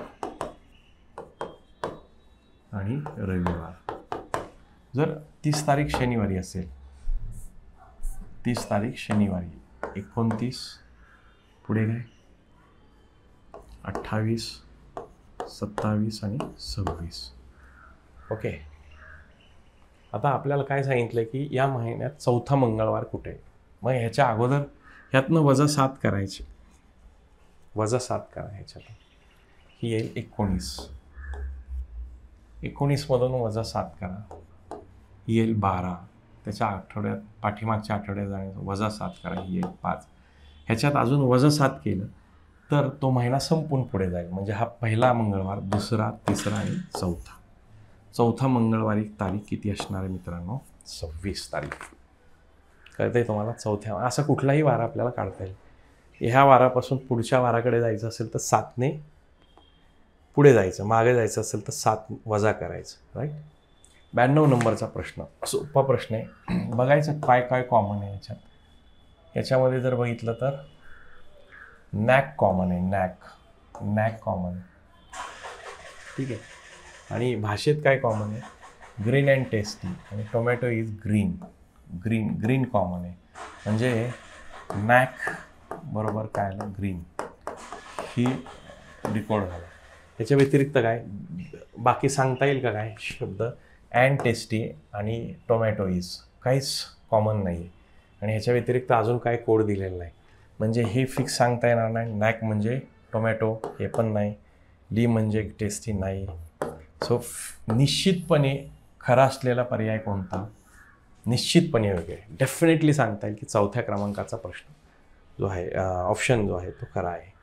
93 नंबरचा, काही क्रिकेटपट्टू पाहिजे होतं. काही क्रिकेटपट्टू टेनिसपट्टू आहेत. काही क्रिकेटपट्टू टेनिसपट्टू आहेत. समजा हे क्रिकेटपट्टू आणि टेनिसपट्टू. आता सर्व टेनिसपट्टू हॉकीपट्टू आहेत. सर्व टेनिसपट्टू काय आहेत, हॉकीपट्टू. किंवा मी असंही लिहू शकतो की हा क्रिकेट खेळणारा आणि हे काय टेनिस खेळणारे आणि सर्वचे सर्व टेनिस खेळणारे हे हॉकी आहे. त्याला काय म्हणू शकतो आपण? हॉकी. ही पण एक केस येऊ शकते, ही दुसरी केस. बघू आपण आता. निश्चितपणे बरोबर सांगायचं. सर्व क्रिकेट खेळाडू हॉकी खेळाडू आहेत. सर्व क्रिकेट खेळाडू ह्याच्यात खरं आहे, पण ह्याच्यात आहे का खरं? नाही आहे. दोन्ही ठिकाणी आलं, त्यामुळे हे रॉंग आहे. काही क्रिकेट खेळाडू हॉकी खेळाडू नाहीत. काही क्रिकेट खेळाडू हॉकी नाही आहेत. इथं नाही आहेत, पण इथं आहेत. त्यामुळं हे पण निश्चितपणे खरं येणार नाही. काही टेनिसपटू हॉकी खेळाडू नाहीत. काही टेनिसपटू हॉकी खेळाडू नाहीत. या केसमध्ये नाही, हे रॉंगच आहे. कारण सर्वच्या सर्व टेनिसपटू काय आहेत? हॉकीपटू. त्यामुळं हे रॉंगच आहे. मग राहिलेलं हेच उत्तर असेल. काय? काही क्रिकेट खेळाडू हॉकी खेळाडू आहेत. काही क्रिकेटचे खेळाडू हे जे आहेत हे 100% हॉकी खेळाडू आहेत. कुठेही जा, हे हॉकी खेळाडू कोणत्याही ह्याच्यात निश्चितपणे ते क्रिकेट खेळणारे जे आहेत ते हॉकी खेळणारे असतील. हे जे काही शॅडो केलेली आहे. सो चौथ्या क्रमांकाचा प्रश्न आपला उत्तर, या प्रश्नाचं उत्तर चौथा पर्याय असेल. नेक्स्ट बघा. दुकानदार एखाद्या वस्तूची किंमत त्याच्या खरेदी किमतीच्या 20% वर चिन्हांकित करतो. सो कधी पण बघा, CP ह्या 100 रुपये पकडा, ह्याच्यावरती 20% चिन्हांकित म्हणजे छापील किंमत त्याला आपण म्हणू. चिन्हांकित किंमत किंवा छापील किंमत, मार्क प्राइस इंग्लिशमध्ये म्हणतो, ती आहे 20% वर त्याच्या, म्हणजे 120 रुपये. तर चिन्हांकित किमतीवर काही सूट देतो आणि याच्यात नफा त्याला मिळतो 8%. नफा 8% मिळतो. म्हणजे ती वस्तू कितीला जाते? 108 रुपयाला. ह्याच्यात किती डिस्काउंट दिला? डिस्काउंट आहे 12 रुपयांचा. 120 मधून 12 गेले, 108. म्हणून पर्सेंटेज सूट बघितलं. ॲक्च्युअल सूट किती आहे? 12. कितीवर दिली? 120 वर दिली सूट. गुणिले 100, 0 12 किती आली? 10% सूट यायला पाहिजे मित्रांनो. ऑप्शन नंबर 2 हे त्याचं उत्तर. राईट. नेक्स्ट क्वेश्चन बघा. रमा सोनमपेक्षा वयाने मोठी आहे. आपण असं म्हणू की रमा सोनमपेक्षा वयाने मोठी आहे. सोनमचा जे हे आहे ते छोटा काढू आपण, हा मोठा. हा पुढे. सोनम पूनमपेक्षा वयाने मोठी आहे.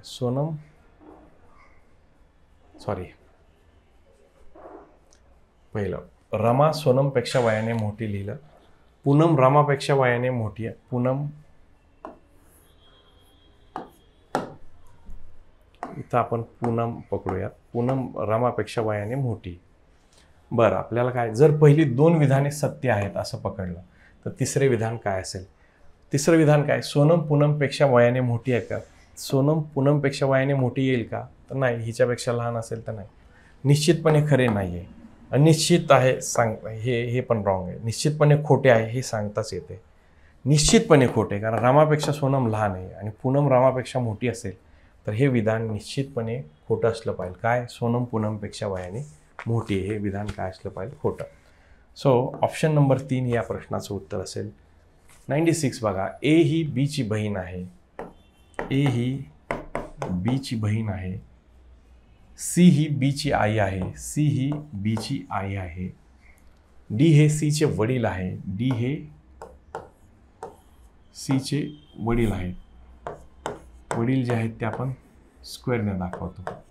आणि ई ही डीची आई आहे, तर ई असेल. ओके. काय विचारलं आता? तर एचा डीशी संबंध काय? एचा डीशी संबंध काय? आता आईची ही 2 मुलं. आता बीचं जेंडर काय हे माहिती नाही, पण एचंच विचारलंय ना आपल्याला. एचं, ए ही मुलगी आहे. आता आईचे वडील म्हणजे काय झाले? इकडे आजोबा झाले आणि ही काय झाली? नात. आता प्रश्न कसा विचारलाय बघा. कोणाचा संबंध? एचा संबंध विचारलाय. एचा डीशी संबंध काय? ए ही डीची कोण आहे? तर नात आहे. नात. जर डीचा एशी संबंध विचारला असता आजोबा, बीचा डीशी संबंध विचारला असता तर नात, किंवा ही नात ही असू शकते किंवा नातू पण असू शकतो. ह्याच्यात जेंडर फिक्स दिलेलं नाही, त्यामुळे फिक्स उत्तर ह्याचं येत नाही बीच. परंतु एच्या संबंधी प्रश्न विचारला, ऑप्शन 2 हे त्याचं उत्तर आहे. Next question. जर तुम्ही 1 ते 100 पर्यंतच्या सर्व संख्या लिहा. 3 किती वेळा लिहाल? 3, 13, 23, 33 हे जर काउंट केले 93 पर्यंत हे 10 होतात आणि इथला डबल काउंट झाला म्हणजे हे 11 वेळा होतं, बरोबर. आणि 30, 31, 32 आणि 33 इथं पकडलेलं आहे, त्यामुळे 33 घ्यायचं नाही. 34 ते 39 हे किती वेळा होईल? 9 वेळा होईल. सो 11 आणि 9 याचं उत्तर 20 यायला पाहिजे. ऑप्शन नंबर 1 हे या प्रश्नाचं उत्तर असेल. नेक्स्ट क्वेश्चन बघा. 3 पुरुष आणि 7 महिला. 3 पुरुष आणि 7 महिला 32 दिवस काम करतात. याचाच अर्थ इथं दिलेली जी गोष्ट आहे, 3 पुरुष जे आहेत, 3 मेन हे इक्वॅलंट आहेत 7 वुमन एवढं काम करण्यासाठी. ओके, याच्यावरून आपण मेल जर काढला, एक मेल जर काढला तर तो काय होईल? 7/3 वुमन एवढं काम करेल. एक मेल 7/3 वुमन एवढं काम करेल. आता आपल्याला एक फॉर्म्युला, MDचा फॉर्म्युला माहिती आहे. MD/W 111 इथं M2D2/W2. तर मेन किती आहेत? आता ही गोष्ट मांडू आपण. काय? 7 पुरुष. सो 7 मेन आणि 5 विमेन किती दिवसात त्या कामाच्या दुप्पट काम करतात? इथे आपल्याला कोणती गोष्ट लिहायची त्याच्यावरनं लक्षात. आपण काय करू? मेलच्या जागी ह्याची किंमत टाकू, विमेनची किंमत टाकू आणि विमेनच्या संदर्भात हे आन्सर शोधायचा प्रयत्न करू. मेनच्या जागी काय करू? विमेनची व्हॅल्यू इथं पुट करू. सो हे 7 असंच ठेवू. एक मेन किती आहे? 7/3 वुमेन एवढा काम करतो, प्लस इथं 5 विमेन. हे टोटल लेबर झाली इंटू डी पकडलं, बरोबर. आता विमेन किती करतायत काम? विमेन बघितलं तर 7 महिला 32 दिवस काम करतात. 7 विमेन 32 दिवस काम करतायत. ओके, 7 विमेन किती दिवस काम करतायत? 32. कुठलं तरी एक घेऊ शकतो. मेनच्या जागी विमेन ठेवू शकतो, वुमेनच्या जागी मेन. हे जर सोडवलं तर काय आलं? आणि भागाकारात आपल्याला काय करायचं होतं? हे W1 आणि हे W2 पकडलं. आता काम नेमकं काय सांगितलं आपल्याला? कामाचं स्वरूप त्यांनी असं सांगितलं की हे दुप्पट काम आहे, ह्याच्या दुप्पट काम. म्हणजे हे जे काम आहे, इकडचं काम 1 पकडलं तर या कामाचं काय करायचं? दुप्पट काम. आता हे सॉल्व केलं आपण तर इकडच्या बाजूला 7 7 49 भागिले 3 W अधिक 5 W इंटू डी केलं, बरोबर. हे जे हे जे काम आहे इथं दुप्पट काम आहे. W2 किती आहे? दुप्पट झालं आहे. आणि W1 आपण 1 पकडला, W1 आपण 1 पकडू. सो आता हे सॉल्व केलं तर हे कसं जाईल बघा? 7W गुणिले खालचं जे 2 आहे इकडचं, हे तिकडे गेल्यावर काय होईल? 64 होईल, बरोबर. हे 64 होईल. आणि इकडचं तर आता ह्याचा छेद समान करू. छेद समान करायचं म्हणजे 3 ने इकडे गुणा. 49W अधिक 15W भागिले 3 इंटू डी बरोबर 7W गुणिले 64. 49 आणि 15 किती होतात? 64 होतात. 64W गुणिले डी बरोबर 7W गुणिले 64 गुणिले खालचं 3 तिकडे गेलं. हे W आणि W कॅन्सल करा. ह्या 64ला 64 कॅन्सल. 7 3. सो डी बरोबर किती आलं? 21 दिवस लागतील. सो हे थोडंसं व्हॅल्यूज त्याच्यात पुट करून हे सोडवण्याचं थोडंसं किचकट आहे, पण कॅल्क्युलेशन इथं व्यवस्थित करा. गोष्टी व्यवस्थित मांडल्या तर हे सुटण्यासारखं आहे.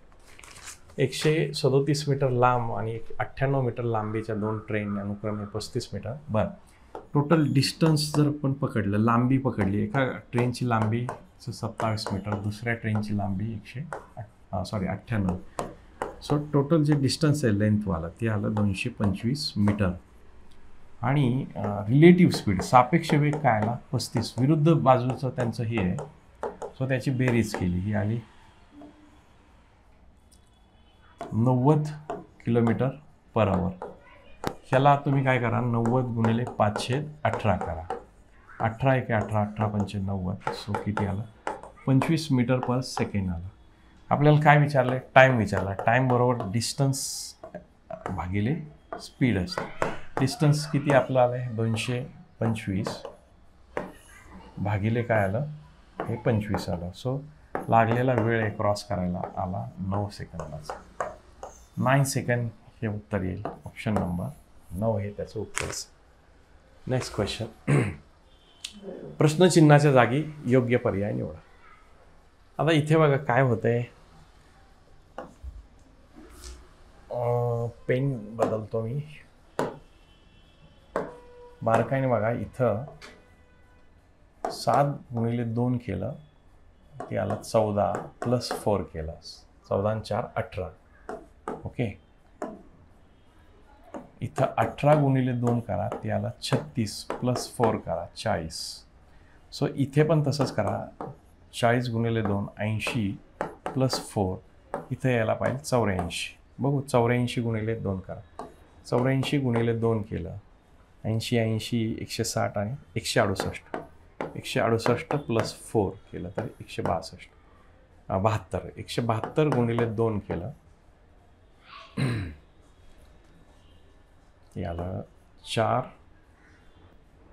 7 2 14 1 4 3 1 3 344 अधिक 4 बरोबर.